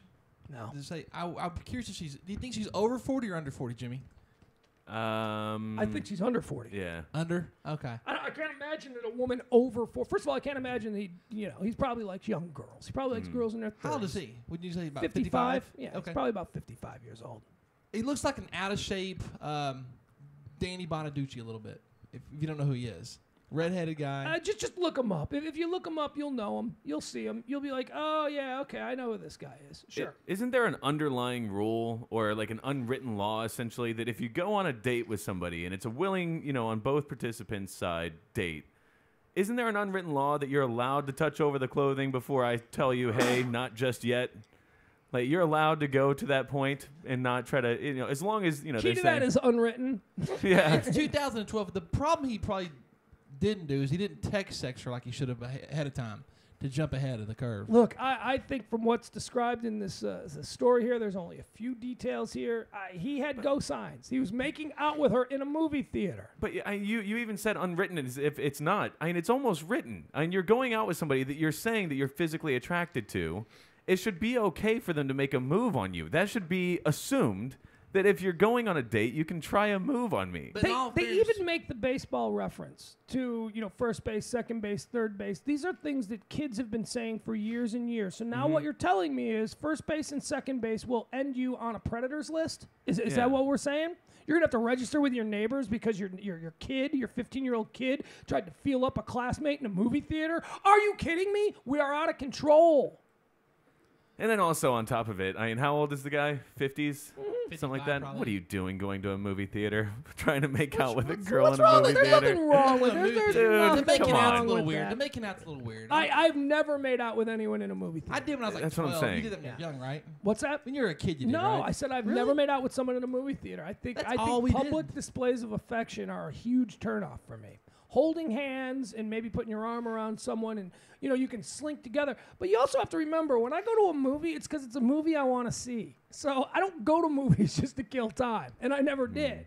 I would go to a movie to see something I want to see. Making out is for out in front of the house But honey, before was or your after mom- you drop them off. Was your mom cool? Could you bring girls home and take them to your bedroom and hang out when you were like young? No. You couldn't do that? No. See, to me, my Was parents my were mom super- cool? You mean was my mom reckless and a bad parent? No. My mom was not reckless and a bad All right, parent. We had boundaries. Hey, your mom If I had smoked a- with you all the time Yeah. and maybe do some acid. Man, my mom used to buy beer for me and my friends when I was 15. She was cool. No, honestly, my mom. I used to have my bedroom door open at all times. If I Okay. had a girl over, the bedroom door had to be open at all times. All right. Well, I enjoyed my makeout sessions at the movie theater when I was a kid. Not as an adult, as a kid. When I was 12 and 13, that's what we did. Well, when you're a kid, that's the place that you go because you don't have a house you can bring him back to. That's Like, why I asked about his mom. Yeah, And you my get mom, by dropped the way, was a off. working mom, so there were plenty of times when she wasn't home for long stretches of Okay, time. so you were able to get your needs out at the house then. I had a house if I needed to have a house at specific times. Yeah. But no, I was not allowed to have girls in my room, and that kind of thing. Yeah, but I mean, the second that I moved out, that was literally, I went to go see Anchorman in a movie theater since then. That's basically how long it's been. Yeah, but you're also the new generation that doesn't need movies. If you had to watch if you couldn't watch all the movies you've seen online, you'd go to movies. If that wasn't an option, But he doesn't you'd watch still go many to online movies. either, do you? I watch really boring things online. So, but I'm just saying that the second that I had another place to go to with a date, I had no need for the movie theater.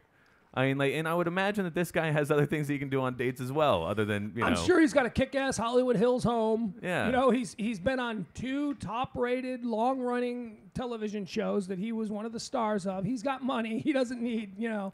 Look, I agree though. If I go to the movie, I'm not making out because I went to the movies this weekend. It costs like $50. I want to see the movie. Yeah, for $50, time you get your popcorn, your drink, and your 2 tickets, it's $50. $50. I don't want to be wasting it. I want to actually watch what I'm paying for. All right, next story of insane females, okay? Former New York Jet baby and prolific baby daddy. This is important to get in here that he's a prolific baby daddy. Antonio Cromartie. What's this? Okay, here's the story. So Antonio Cromartie, we all know, pro football player. He's got a wife named Tarika Kaysen Cromartie, okay? She's 7 months pregnant with their second child, okay? He was out of town, as he is a lot of the times, if you know anything about Antonio Cromartie. And I don't get into him. He is a complete effing loser when it comes to anything other than playing football. Even other players will say, "Dude, Antonio's out of control." He is the Oh, you even know about him? Yeah. That's weird. When people talk about, when you hear look, I'm going to put it to you this way. The kid's got like 10 kids by 9 different women, and he's only like 27 years old or whatever he is. Wow. I mean, the guy is a complete idiot when it comes to apparently everything. brags about it as well. Yeah. Like he brags about that. That's like his big call. I'll just read the story to you because he's a massive douchebag, but his current wife is the person that we're going to be focusing on here. But he's a massive douchebag, and she's a complete idiot from the get-go. Actually, she's not that much of an idiot because she had 2 kids and got the ring. She's got the name. Whereas the other 9 baby mamas that are out floating around, they didn't get to marry him. So at least she's got something on the ball where she got the ring. Tarika Kaysen Cromartie, while 7 months pregnant with their second child, sent her cornerback hubby these heart-stopping texts. God forgive me, I don't want to die. What have I done? And she also sent, I cut my risks. I took those pills. He's out of state. She's like up in New York with other kids, taking care of them. He's down in Florida. What do you think he's doing in Florida? Yeah. He's not, there's no practice. There's nothing like that. He's down there being a philanderer, which is what he is. So he gets these texts from his wife and pregnant. She's pregnant, by the way. And then you'll see everything. Of course she is. Pregnant. This guy is like the most fertile dude around. So he gets this text that his wife is basically just committed suicide. She cut her wrists and she took all those pills, and he knows that she's at the house pregnant and has other kids. So what is he supposed to do? What is he supposed to do in that instance? What do you do? I would imagine, hopefully get in touch with somebody who's like right near the house. Maybe see if You call if- 911. You 911, don't yeah, get in touch with somebody. absolutely. You call 911 immediately. You say, look, my wife, here's the address. You get in contact with the authorities. Send them there right away. There are children in the house. She has just sent me a text that says that she killed herself, or that she is attempting to kill herself. Okay. Cromartie, who was in Miami, frantically called the Randolph Township, New Jersey police at 2:43 a.m. There's a problem at my house. She's bleeding. She's cut her wrist. He told the dispatcher. When no one answered the bell or the phone at the house, cops broke down 2 doors with an axe and a sledgehammer, ran upstairs, and found Tarika in bed with her 2 daughters. Not a drop of blood in sight. Tarika confessed that she had faked the suicide try because she thought Cromartie, who has 10 kids, including 8 with 7 other women, was cheating on her.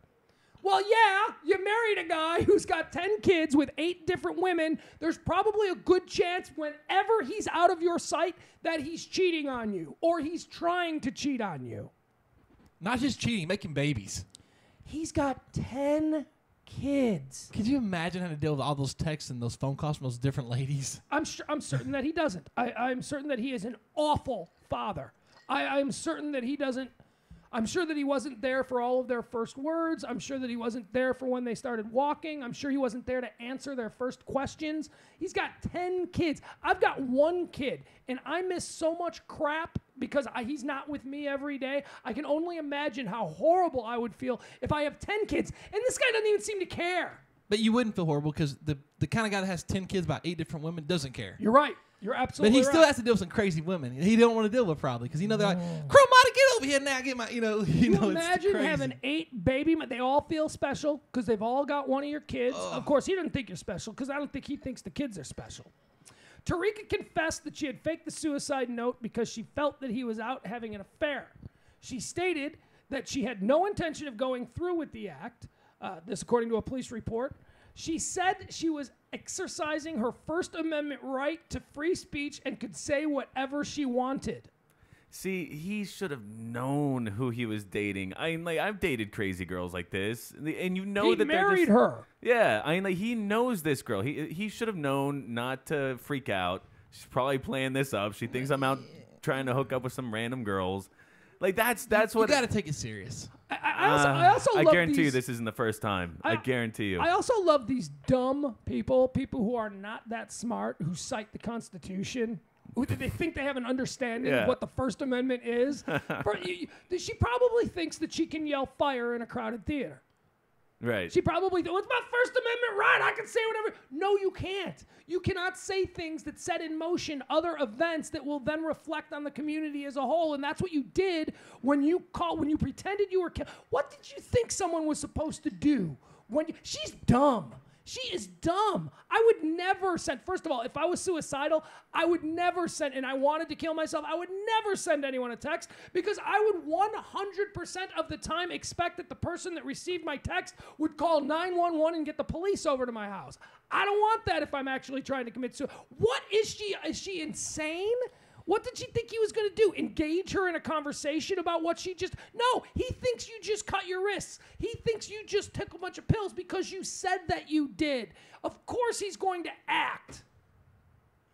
And now she's like, it's my First Amendment right. I can say whatever. No, you can't. You can't do that. But see, he's you with crazy her. bitch. She is crazy. She's absolutely out of her mind. But he has to deal with her all the time.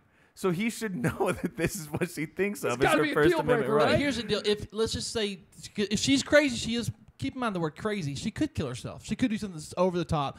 And it'd be the one time he didn't call the cops and she actually did something. Now he's in trouble. Good riddance. How come you didn't call the cops? You know, your kids are there. That he would get all. You know, you got to take it seriously. Like I dated a crazy chick at one point recently. You got to take it seriously because there's Dude, kids I bet involved. you've dated a bunch of crazy Yeah, chicks. I'm just saying. I've dated a ton of crazy chicks. To be honest with you. You deal in crazy on a regular basis, where most guys try and avoid crazy. You know, it's you funny. are turned on by the crazy. No, eyes. I'm not turned on by it. But, you know, just last year I was, like, breaking down a door to get to a guy's house who held a girl capture. You know about that story? No, but see, that's crazy. I don't need that in my life. Well, you are crazy. You have a crazy life. I'm around crazy people. Yeah, well, rubs off on you a little bit. It's got to. You can't. You get involved in these crazy situations, and then the crazy situations become regular. You have a crazy situation in your life that is chick-related every single week. Every week, I just being your buddy, just like hanging out with you and watching and seeing these things. They may not even be things that you think are crazy. You had some girl you didn't even know living here for like a month. That's crazy to most people. That's It's a crazy. Sunbrew house. Right, and that's what makes it the Sunbrew house. It's a little crazy. It's a little crazier than, say, my house or anyone I else's met her a house. few months ago. I met her before. You had police here because you Yeah, had some okay. crazy foreign girl. Come on, dude. It's- No, I admit there's lots of insane. craziness in my world. There's no question. Hot chicks are crazy. Hot chicks are crazy. Yeah, they are. For the most part, they are.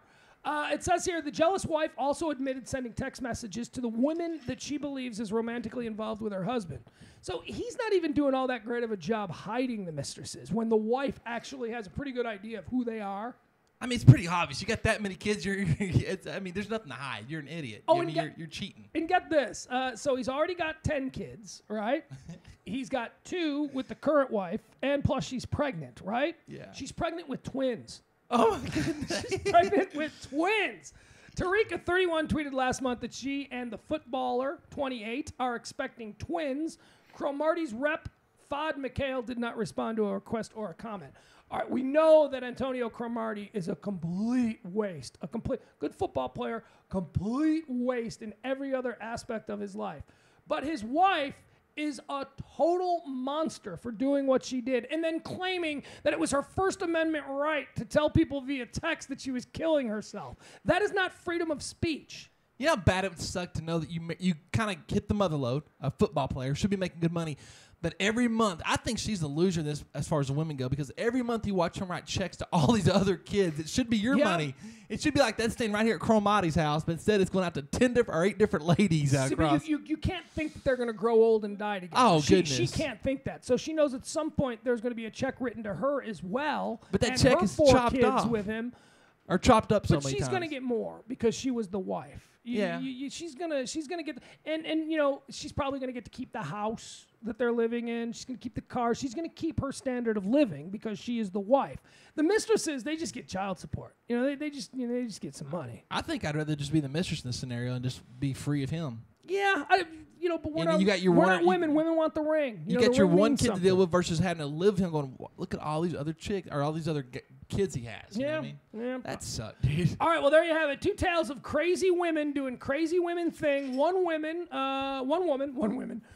lady decides that she's going to charge actor Timothy Busfield with sexual battery because he tried to get to second base while making out with her in a movie theater. Again, you are a crazy bitch. We need to throw every 15-year-old in America in jail according to your criteria of what sexual battery is.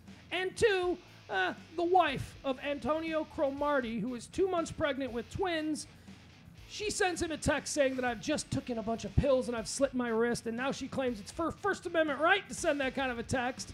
She didn't really do it. All right, there you have it. Crazy chicks. We'll take a break. We'll come back. It's thebarlive.com PMS for a Tuesday afternoon.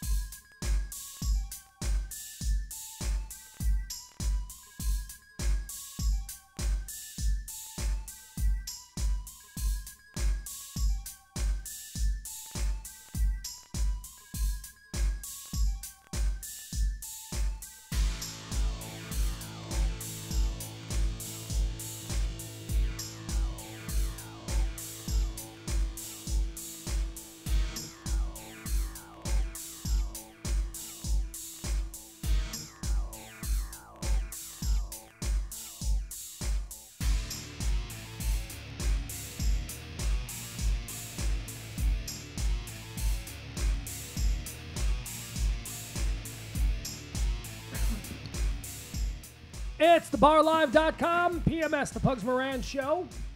For a Tuesday afternoon, I'm joined by Sam the Mailman to my right. Hello. Brandon, Mr. Sunbrew to my left. Yo, yo. We've got Jimmy Ryan working the boards, and I, of course, Pugs Moran. All right. We're going to get into a little television watch list here in a little bit. There's some things on to watch tonight. Nothing that really blows my doors off. But, Dancing with the Stars finale? Yeah, that's what I mean. Nothing really. How dare you? The Idol performance show. Ugh. Final performance show. You would rather watch people dance than Yes. watch people sing? I'm so over American Idol. It's not funny. Wait, over American Idol.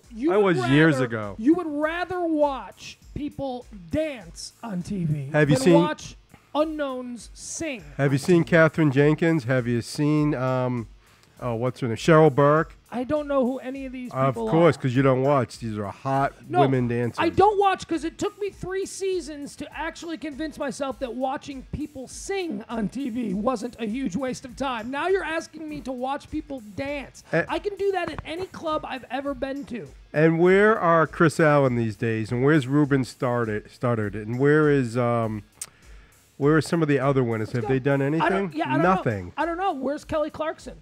Yeah, Kelly Clarkson Where's Carrie and Underwood? Kelly and Carrie are the two biggest ones. Where's Daughtry? Daughtry's Where's, Girls. Where's Jennifer Hudson? Where's Clay? Jennifer Hudson's on Broadway, but still, how many of the idols? Oscar. She won a Best How many Actress of the Oscar. idols? There's what, 4 out of 12 seasons? Actually, it's funny that you bring this up because they actually did something a couple of months ago when this season started. They did a whole Where Are They Now and How Are They? And over 70% have actual careers. And that's at 70% of people who were actually in the top 10 finalists throughout the years all have actual careers now. And there are some who are massive. People don't even know that Carrie Underwood was an American Idol. That's how massive she is in the country music world. Okay, and your point? My point is that you're watching a bunch of washed-up actors. They're not dancing. washed up.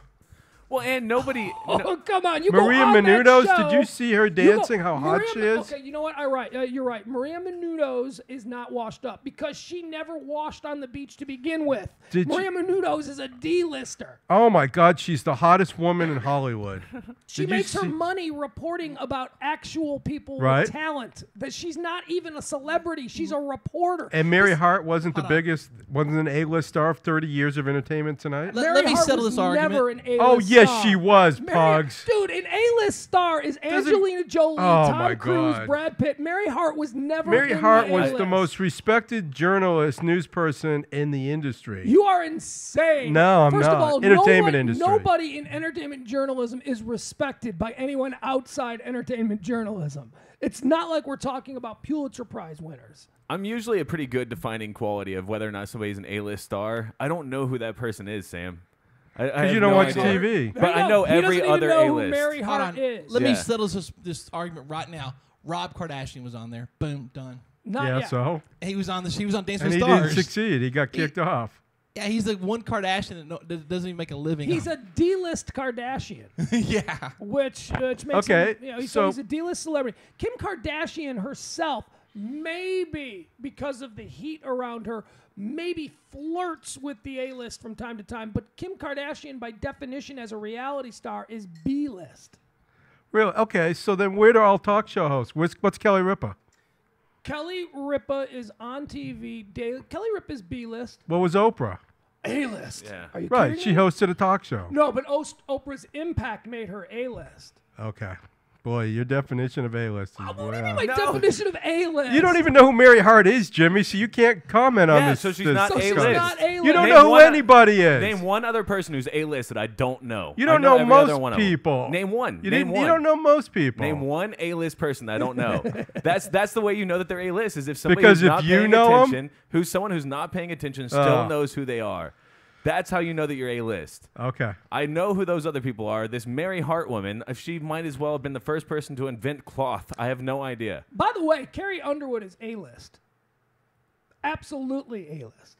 Yeah, she's a singer. Now you get there's different lists for different Well, categories. you were saying, no, there's A-list A-list celebrity, and you Okay. can be an A-list. Kobe Bryant is an A-list athlete celebrity. LeBron James is an A-list athlete celebrity. They're still on the A-list. They just come at it from something other than dramatic acting. But when you talk about what the quintessential A-list star in Hollywood is right now, I would say it's Brad Pitt and Angelina Jolie. They are the two top A-list people. You can't get them to come to your events. They don't do talk show appearances unless they have to because of a movie that they're promoting. I mean, that's A-list. B-list are the people that go on TV shows because they need to get their Q rating up. So anyone that is on Dancing with the Stars, by definition, is not A-list. I forgot, Pugs. You're always right and everyone's always Here's the wrong. deal. So I there's don't no watch point the in show arguing because with I you. like it that way. That's the most boring style of dance there is. When I can watch America's Best Dance Crew or Dance with the Stars, I'll take the break dance and the pop and the lock and all See, that. but now you're watching for the dancing. At least with Dancing with the Stars, the lure isn't the dancing at first. It's the I want to see what this celebrity I know is going to do. The moves they do on Randy Jackson's America's Best Dance Crew are pretty phenomenal, dude. That's stupid. I have an too. appreciation for that. I'm around. I'm around it though. There's my interest. I'm around Yes, it. you do have breakdancing crews. So you watch That was on like a on- different stand. There was like on Dancing with the Stars the other night. They kept saying Arsenio Hall late night legend. Arsenio Hall was not a late night legend. On He was Dancing on with for what, Stars? 5 or 6 years, and then he disappeared. I think Arsenio Hall. I too saw that late night legend thing and went. No. But No, I I give it can to make him. a case for it. He was the first guy to actually come out and challenge Johnny Carson, and he challenged Johnny Carson well. Now Jay Leno came in and he fought Jay Leno. His problem was he didn't have a network. He was in syndication and people didn't know what to do with him. But he had wildly successful numbers. was as a Arsenio on syndicated- Fox? No, he was syndicated. Oh. It was You know how you can know he's a legend when you go woof woof woof and people know who you're Yeah. talking about. No, Young he's- people know who you're talking about. He's been gone for a long time, but Arsenio Hall isn't living in an apartment somewhere off Hollywood Boulevard. I mean, Arsenio Hall had his run, made his money, and then took a step back and, basically did nothing for a number of years. He's now looking to reemerge. I, too, kind of snickered when I saw Yeah. Late Night Legend, but then I justified it to myself, and I went, well, you know what? He was the first black host of it. That, in and of itself, makes him a legend in the world of television, that he was the first black guy to be able to do a show that wasn't quintessentially black. He attracted white and black audience members, and he did it in Late Night against Johnny Carson. Those are pretty good stripes. Hence the reason he won Apprentice. Hold on, before we move on, the Devil's Ride tonight. I think that's the reason he won. too. Exactly. Yeah, I think you and I might be on the same. Because he was black and because he's aligned with Magic Johnson. If he was with the American Cancer Society, he wouldn't have won. I don't think it has to do with the fact that he's black so much as the Magic Johnson Yeah. and the fact. All right, here's what we're talking. Let's talk a little bit about The Apprentice. The Apprentice, Celebrity Apprentice, came to a conclusion this past Sunday. It came down to Arsenio Hall taking on Clay Aiken for this season's Apprentice. And really, Arsenio had no business. It should have been Aubrey in the finals.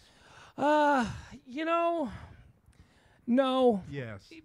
I'm interested to know why. Let's expand a little bit more on why you think Donald Trump ultimately chose Arsenio Hall over Clay Aiken. Because he's black and because he's aligned with Magic Johnson's campaign. What does the black have to do with it? Because he was the first black guy to be a finalist in the Okay.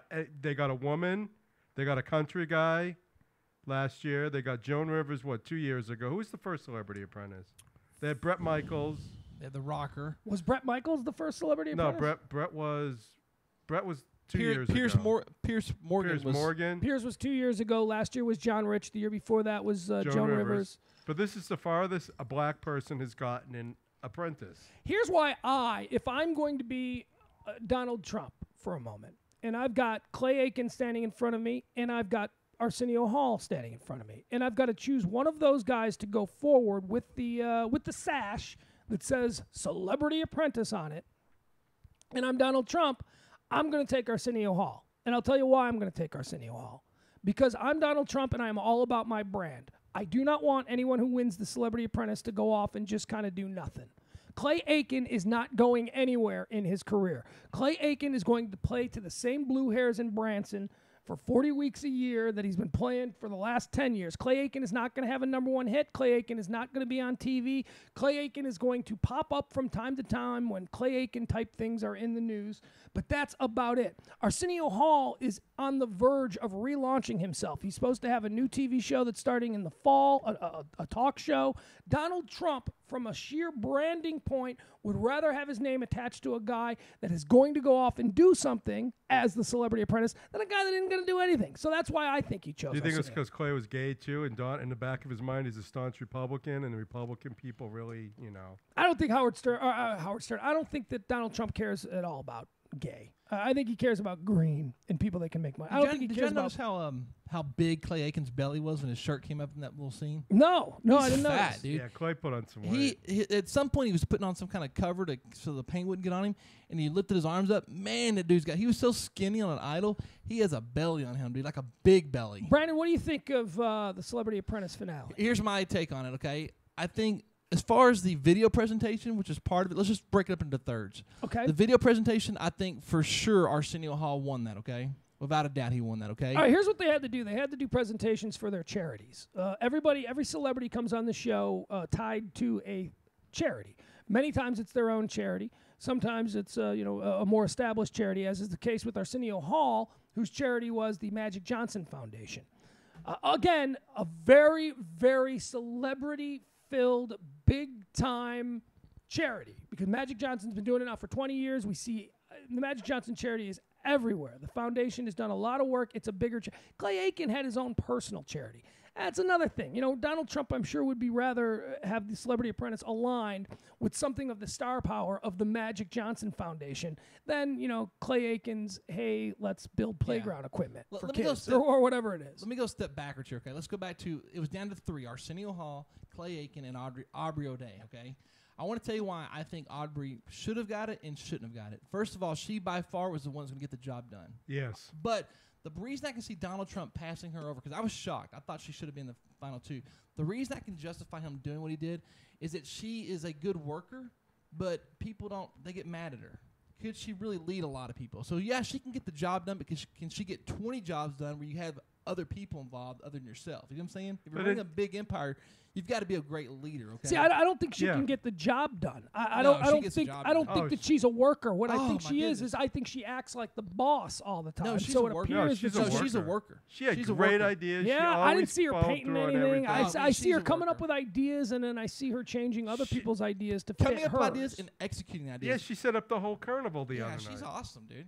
Yeah, and she looked hot as a blonde. Did you see her as a blonde? Nah, you know what? I disagree with you guys. back- I think it's obvious why he didn't choose her. It's because she's not a very good person and she can't play well with others. Hold on. Back to what I was saying is because a leader has to be able to lead lots of people, get lots of tasks done, all across the area. Yeah. That's why she didn't get chosen. Now down to Clay and Arsenio. There's 3 tasks. One was the video. For sure, Arsenio's video beat Clay Aiken's video. Okay, that's a given. So there's a I point don't for know, Arsenio. man. I mean, Clay's video was pretty heartfelt with the kids and just Heartfelt, but not as heartfelt and entertaining. Arsenio had the best of both I worlds. honestly thought Arsenio's video was in bad taste and extremely tacky, with the exception of having Magic Johnson as star power. The rest of that video was insulting and really tacky. This is how we looked in the 80s. We've changed since the 80s, but AIDS hasn't. You're going to go wacky with look at me just in crazy 80s clothes to drawing a parallel to AIDS? It hasn't Come on, aged- that's a strong right turn. And no, there isn't an advertising agency or that charity itself wouldn't air that. It's too tacky. And hasn't AIDS changed since the 80s? I mean, there's a lot more prevention. There's drugs. People are living. You don't really hear too much about the people AIDS dying message from AIDS. shouldn't be silly. Yeah. And they tried to make it silly, and it was just in bad taste. The AIDS itself has not changed. It's still a disease. It still affects people. The resources to help prevent it and cure it or whatever, or prevent whatever, keep It's it still- from killing yeah. it, is changed. Okay, But you So- don't hear much anymore about people dying of AIDS or the right, disease but the spreading. disease or itself is still the same disease. It's People not still changed. die of So, AIDS every and day. Arsenio Hall's We just don't relative hear about it. Arsenio's Hall relative died recently of AIDS. But so back to, and that's, by the way, that's a plus on his point because he's doing a charity that hit home with him. You know what I mean? Not because he chose it. So I'm going to give Arsenio the video. Then it came down to basically the live performance. They both had great live performances. I couldn't choose one over the other. I fast forward through Arsenio Hall singing with Clay Aiken, though. I had no Pretty interest good. in watching that. I mean, it wasn't bad considering he's not supposed to be a singer. Yeah. So now, then it gives you down to the third category, which usually in life, as we talk about behind the scenes at thebarlive.com, it comes down to the money, right? Right, yeah. We deal out with ourselves. So Clay raised almost twice as much money as Arsenio Hall. So Which for was that shocking. Reason, Which was so shocking. for that reason, I give it to Clay Aiken. because I feel like it was a tie. So what's the most important part of this whole task? It comes down to the money. And then I think so for that reason, Clay gets to win.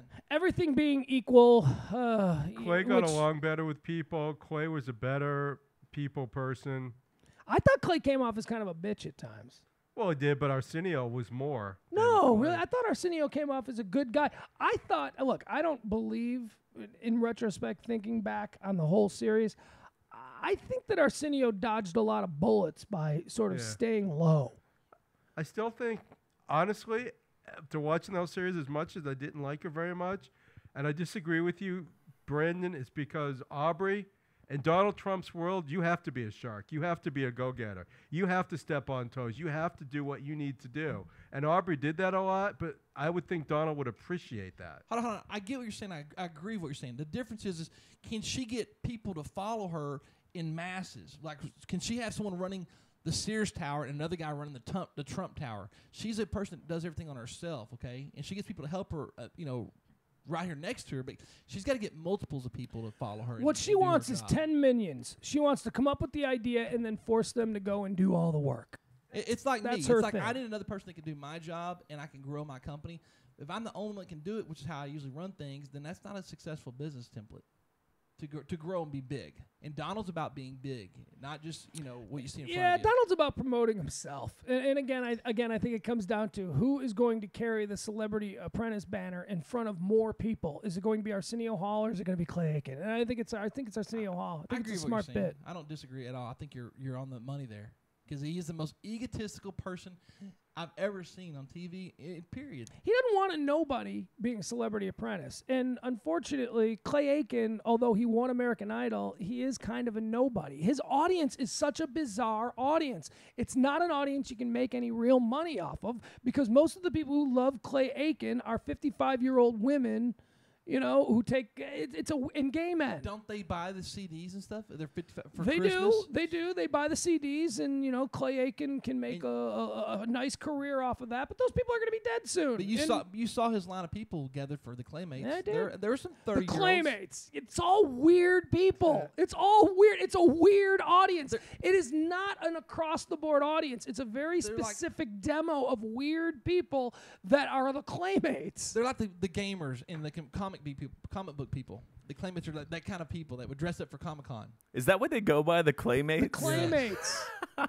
Yes. And they're all big, fat office secretaries who go home to their cats and watch their Clay Aiken DVDs. That's his audience. Wow. Donald Trump doesn't want that audience. When all was said and done, though, I think Clay still ended up making more money than Arsenio did. No, he did. Because We've done Clay that. got $300,000 alone for that one show.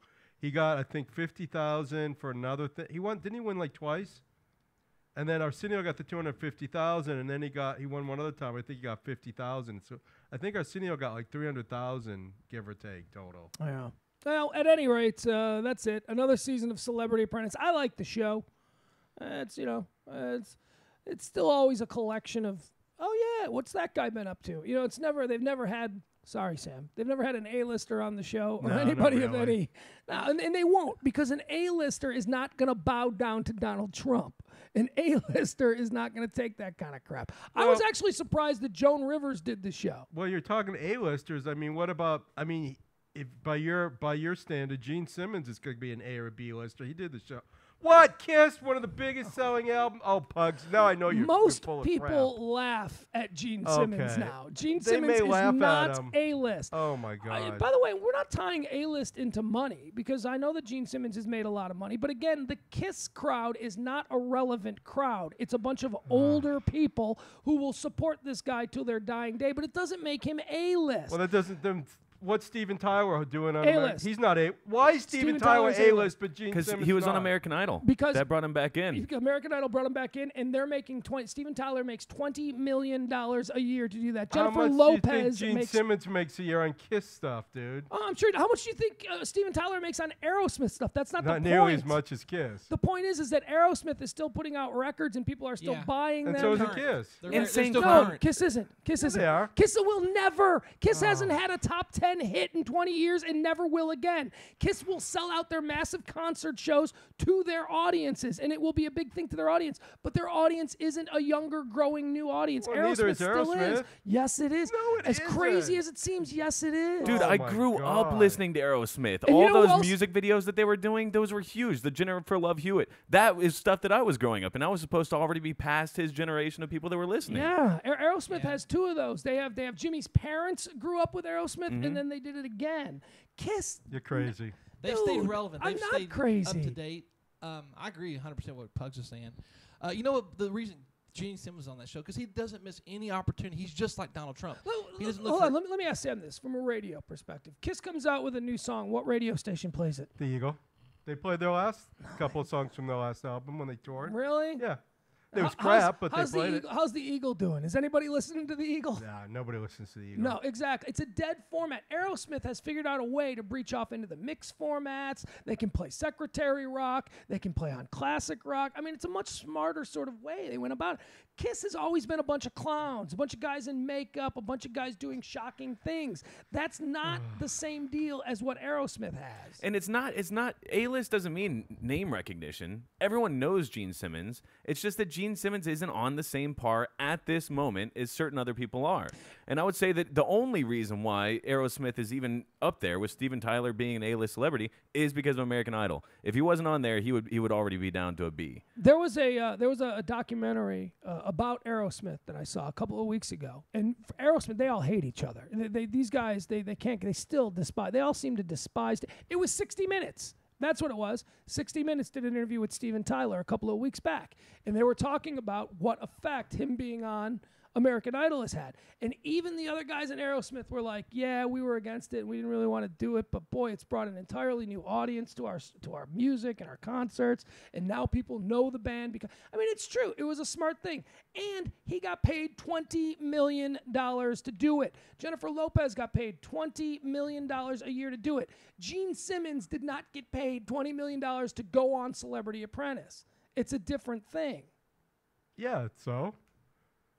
So, in other words, Gene Simmons needed the exposure from Celebrity Gene Apprentice. Simmons didn't need the exposure. He just wanted the exposure. Steven Gene Simmons Tyler did just not need wanted it. the $20 million and wanted to do so. I mean, it's different. See, they needed Steven Tyler. Donald Trump didn't need Gene Simmons. Gene Simmons was one in a cacophony of other B, C, and D-list celebrities. Steven Tyler was brought in with Jennifer Lopez as Because two American Idol was A-listers. failing and they needed bigger names. Well, now, wait a second. Let's talk about that as well. You're being incredibly unfair. If you did a radio show and you had a 12 share for 5 years and then you settled down for the next 10 years with a 6 share, would you be a failure or would your 6 share still be the biggest share in the market? It would just be that shows get older and the audience starts going away. American Idol is still an incredibly profitable Right. show for Fox. It ain't going. People are like, oh, it's over. Nobody's watching. No, millions and millions of people are still watching it. It is not the juggernaut that it once was when it was brand new, but it's got its audience. It ain't going anywhere. Let me throw Sam a bone, though. It makes anyone feel better here. Gene Simmons was ranked in the top 6 of MTV Cribs of all time. Okay. All right. Well, Yeah. You know who the top 6 are? look, it comes down to this. If you were at a restaurant, okay, and you had one table and you had 2 people standing in front of you, and it was Tom Cruise and Gene Simmons, who would get the table? Oh, Tom Cruise. Okay. No doubt. It's Gene Simmons and Will Ferrell. Who's going to get the table? Oh, come on. You don't even need to think about this. Well, One is relevant, one is irrelevant. I think that Okay, Sam's thinking in that your he's the guy opinion. who's choosing the table. Yeah. You know, like he's like, oh shit, Gene's coming in. And as the restaurant owner, it's your last day working for me, Sam. If you're going to let Gene Simmons in and make Will Ferrell wait at the bar because you don't know what A-list is. Okay, you know everything, Pugs, and I know nothing. So go ahead. You're always right. Oh, I forgot. You're always right. I say this to Jimmy. The thing about going to Pugs' show is he's always right, and nobody else is ever right or has Well, right to I an certainly opinion. do have my opinions, and I give a lot of thought to them. I just do not believe for 1 minute that Gene Simmons could be considered A-list. And that is your opinion. There was a time, we go back to 1977, I would certainly say that Gene Simmons was A-list when every kid had a Gene Simmons doll. I think Sam just hit it a nail on the head, though, because it's the word is his opinion. He's entitled to his opinion. Doesn't is. mean, we might disagree, but in his world, Gene Simmons is his rock hero. That's who he looks up to. All right, all right. And good for him for having that. We all need that. All right, I just think that it was belittling to Gene Simmons, and it did more to hurt his reputation as someone who some might say is an A-lister by going on that show. I don't think going on those shows proved that you're an A-lister. I think it proves that you're desperate for attention. Well, it's going on and being a judge on Idol to revive your career. Any different? It wasn't so much to revive the career. Jennifer Lopez, what was she before? Wait a minute. Let me say what I'm going to say. Go ahead. We talked 'cause you're about her the cutting other me day, off. and you didn't listen. So go ahead. We'll talk about what she was Before doing. Idol, what was it? Geely and that movie with Jane Fonda. What was the last hit that Jennifer Lopez did movie-wise? She did Music-wise, the Wedding Planner. hits. The Wedding Planner. Movie-wise, she hasn't had a lot of hits. Music-wise, she has. Right. But what did she do before Idol when that was big? What was the last big Jennifer Lopez movie you can name? And it's the same reason that she's announced that she's leaving Idol, because she has gotten away from what has made her one of the biggest stars in the universe. She is the #1 selling Latin American pop singer in the world. In the world. She took away, just because she was out of our English-speaking realm, doesn't mean that she wasn't still dominating elsewhere. She quit. She told the Idol producers just a couple of days ago that she would not be back for next year because her international tour with Ricky Martin is far more important because they're going to be playing soccer stadiums in South America. I'm sorry, yeah, they're the same person to me. All right, you're right. See, I am wrong sometimes. Enrique Iglesias. They're going to be playing soccer stadiums to 100,000 people. She didn't go anywhere. She just turned her focus on the Latin American market. But there was a time 10 years ago, and I said this the other day, Jennifer Lopez was the definition of A-list. She had the #1 song in America and the #1 movie in America all in the same week. I mean, that's huge. And she's also dating superstars that are. Yeah, I don't remember what movie it was. I'll pull it up, but it was probably around the time. I don't know. Maybe it was that movie. She hasn't had a lot of hit movies. She did a show called The Wedding Planner one time. The movie. Yeah, that movie with Matthew McConaughey. She's had a lot of hit movies. What she hasn't had are any critically acclaimed movies. Because she's usually a teamed triple with threat. somebody else. She's a massive star. She does dancing. She sings well. She's in movies, and she's hot. So she's got everything you need to be. It doesn't matter if she did and in her movie. 40s. She's had songs out in the last couple years that are hot still too. You know what I mean? So it doesn't matter that she hasn't had a hit movie in 2 or 3 years. She's had hit songs still. Yeah, I don't know if she's had. She's had one or two. She had a hit movie last year. Hold on, we're gonna pull this up. And it wasn't her starring in it, but it was her and like 5 other people. So just go ahead. We'll pull that up. We'll figure that out. Like something. Let's see. What to expect when you're inspecting. That didn't do much, but she had a bit part in it. The Backup Plan, Jersey Girl, bomb. Geely, bomb. Made in Manhattan, didn't do much. No, Enough was a good movie, but it didn't do much at the box office. The Cell was a hit. The Wedding Planner was a hit. Out of Sight was a hit. But these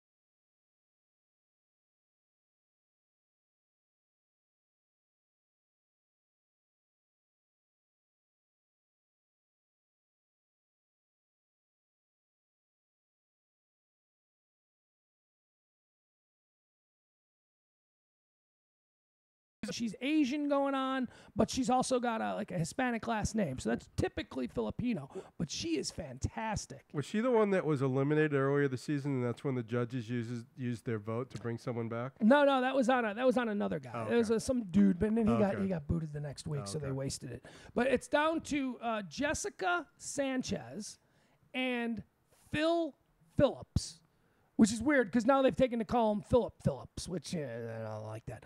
But Phil Phillips is kind of a. Here's the deal, okay?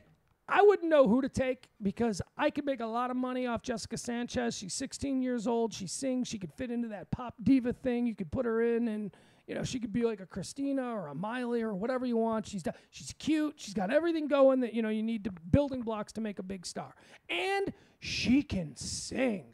Holy cow. Say what you will about all these other musical competition shows. American Idol still gets the best singers from thousands and hundreds of thousands of people that line up outside of stadiums all across America. They are now getting the cream of the crop. The original season cast, when they start out with like 40 people, they can all sing now. It's not like it was in previous years. They're getting the best karaoke people from every bar in every city in America, and they are showing up and wailing.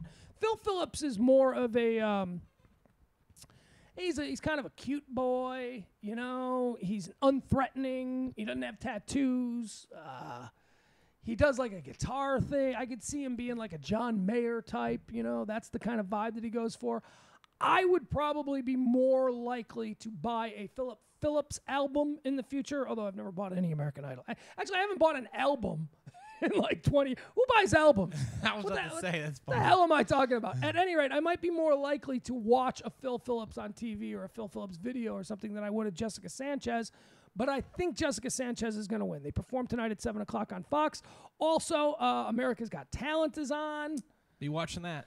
Yeah. It's getting better. It's getting better. You're missing out. The ratings, man, they're down with all the Howard publicity. The ratings are down from last year. They're really down, and I'm telling you, it's because Howard Stern is being nice.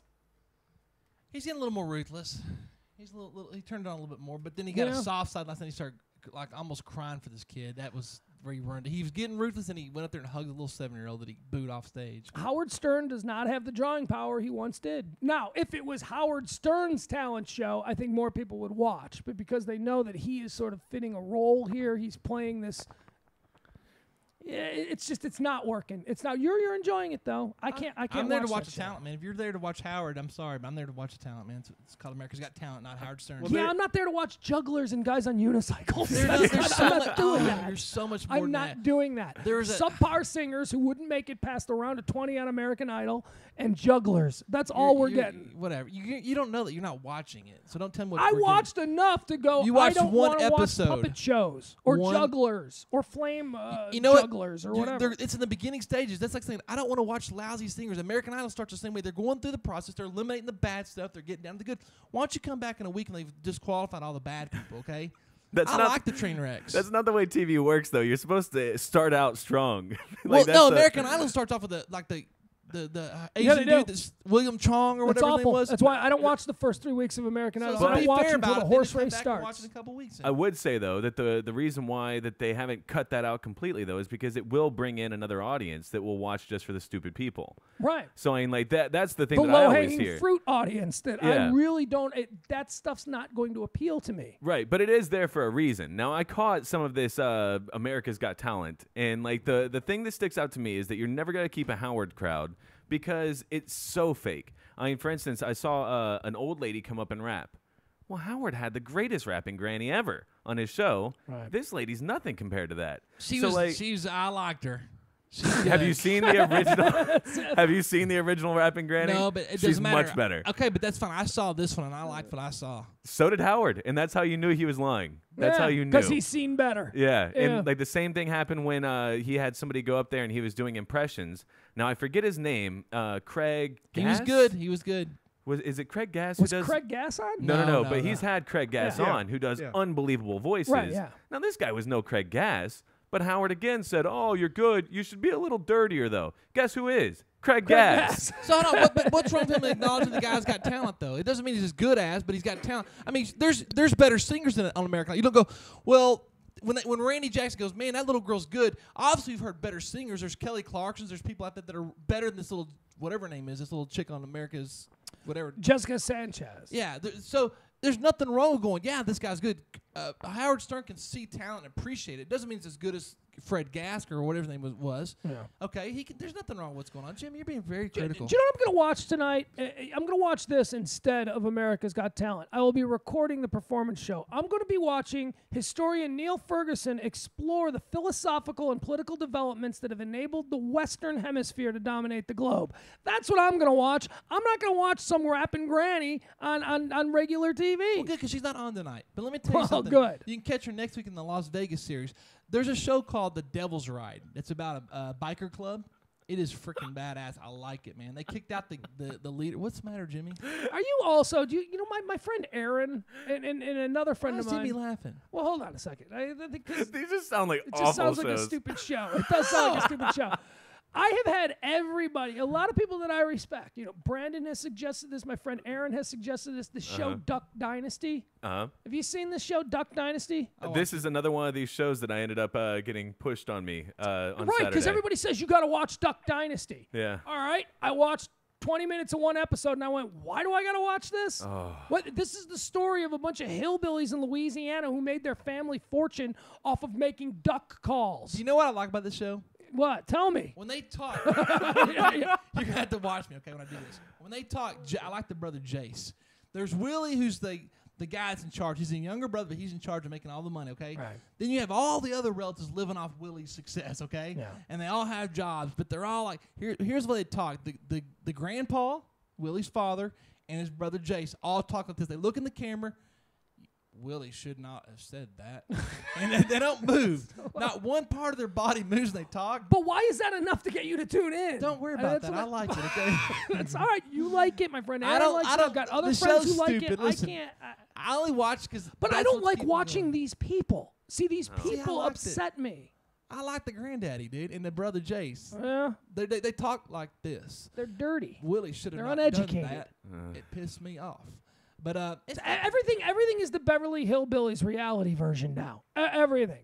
Find the most white trash, uneducated people and hold on. And glorify Watch them. the Yeah, and Devil's glorify Ride. And tell them. me you don't like it. I don't know what the Devil's Ride is. It's about. I just talked about a biker club. Well, I know, how but it started, and it's about their doings and their goings on. It's because of me and Sam and Jimmy are part of a biker club, and you can relate to it. It's like they just got started. Their president stepped down. It's a good show. All right.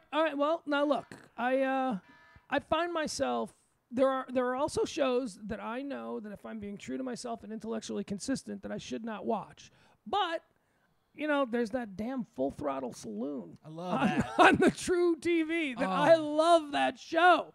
And I catch myself watching it, and I don't know what happened. I think I was sick, and there was a marathon on, and I ended up watching like 2 episodes, and then I had to watch a third, and then pretty soon I got it recording on all of my DVRs just so I don't miss an episode, and I can watch it in any room that I want to. That show I like, but those people are not people that I think that I would have anything in common with, but for some reason that show works. Yeah, well, I don't think you have anything in common with that little girl that's singing on American Idol, but you like watching her too. So there's nothing wrong. Yes, with I do have an appreciation for her voice. You see, I appreciate. Hold on, nothing in common. So you can appreciate Full Throttle, even though you wouldn't hang out with those people. You can appreciate watching them. Well, yeah, I find them entertaining, and I actually find them to be good people, which I like the show because I can relate strange. to his struggles. You know what I mean? Behind the scenes, all the crap that goes on, and all Full the Throttle worries. Saloon is about a bar that operates in Sturgis during the Sturgis motorcycle rally, and it basically the owner of the bar is the guy. It's really interesting, and it really is. It's less exploitative than it is. Hey, you think you want to own a bar? This is what it's like when you own a bar, and it's really busy. It's a scary process. The rain can kill you, and he's got like 2 weeks to make all of his money for the year. Yeah, that's the thing. The bars only open 2 weeks a year, and they film the whole season of reality shows around this 2 weeks a year, where the place sits empty when the Sturgis motorcycle rally isn't going on.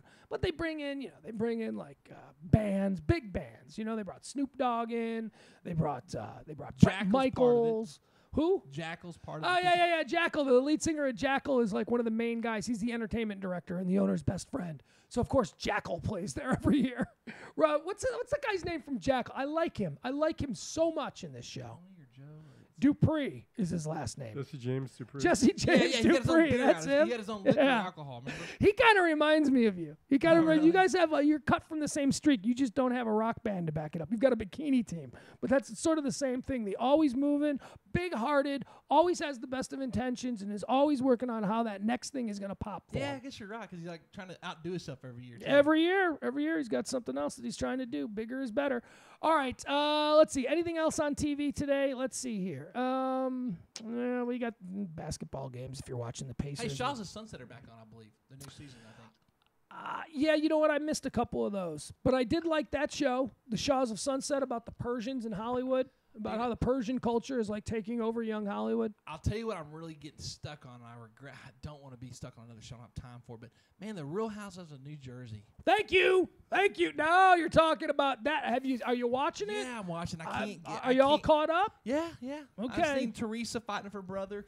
And I love her husband, Joe Gudai, or whatever his name is, Judai, or whatever the hell. Joe Judice, and I hate him. And I hate Although him. I'm entertained I love by to him. hate him. You know what I'm saying? Yeah, exactly. He's like a muscle. Her brother and him look a lot alike, first of all. Is that not Of course. uncanny? Of course. They're She's both- from New Jersey. they're This both is what they meatheads, marry. They marry short, meatheads. stocky dudes. Right. I love the way when a guy works out, but he's still fat. He Like like Joe? really- yeah, Joe. But he's like, I'll kick his ass. I'm gonna kick his ass. You Yeah. know, she's the most troubling, just mean person. Teresa's horrible. Teresa's terrible. Teresa, Oh. no, but you had to have watched in order to really appreciate how horrible Teresa Giudice is now. And we saw Teresa on the last season of The Celebrity Apprentice and all that. But in order to really appreciate how horrible she is, you have to watch the previous seasons. I've seen some of the back episodes. You have to see how she has changed. Her right now, Teresa Giudice's mortal enemy is Caroline Manzo, and Caroline Manzo acts as the sort of Mother Goose figure to all of these. She's a redheaded. She's the redheaded yes, woman, yes, and she's older. got the sons, the two Yes. sons, and the daughter who's By got the way, weight can we talk problem. about that real quick? Yeah. Obviously, one of the sons is gay. No. Yes. What? No. Yes. There's two sons, Albie and the other one. Yeah. And they have a fat daughter. Yeah. So there's three kids.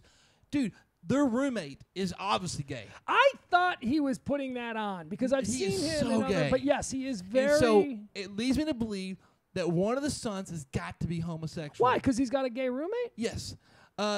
He's always at all the family functions. Okay, the roommate is always at the family functions when Right. the boys are around. One of them's gay, dude.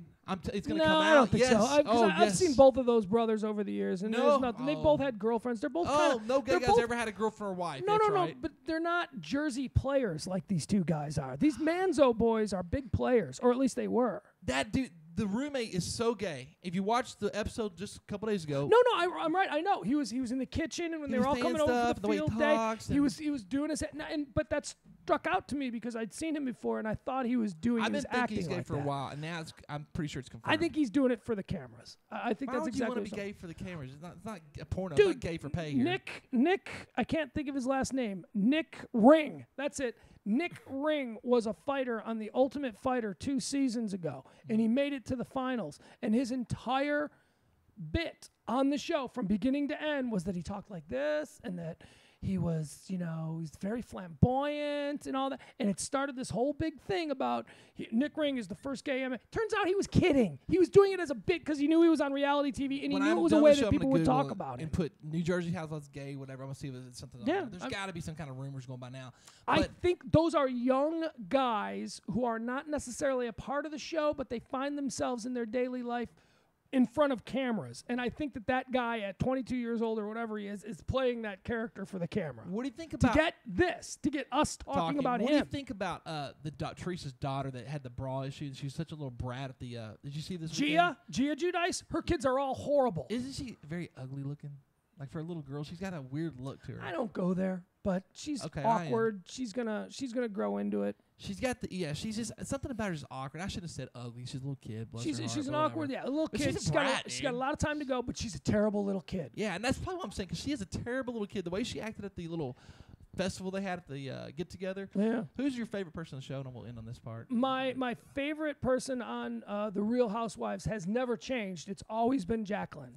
Jacqueline is my favorite. She's from season 1. She has never changed the way she acts. She's sweet. She seems to have the best of intentions. And the cool thing about Jacqueline is that Jacqueline isn't in as many episodes because she's got integrity, because she's got some dignity, and she says, you know what, I'm not going to be a part of that, and she doesn't show up for that. However, my favorite on the show has left, and that's a girl named Dina who left the show. Dina is Caroline Manzo's sister.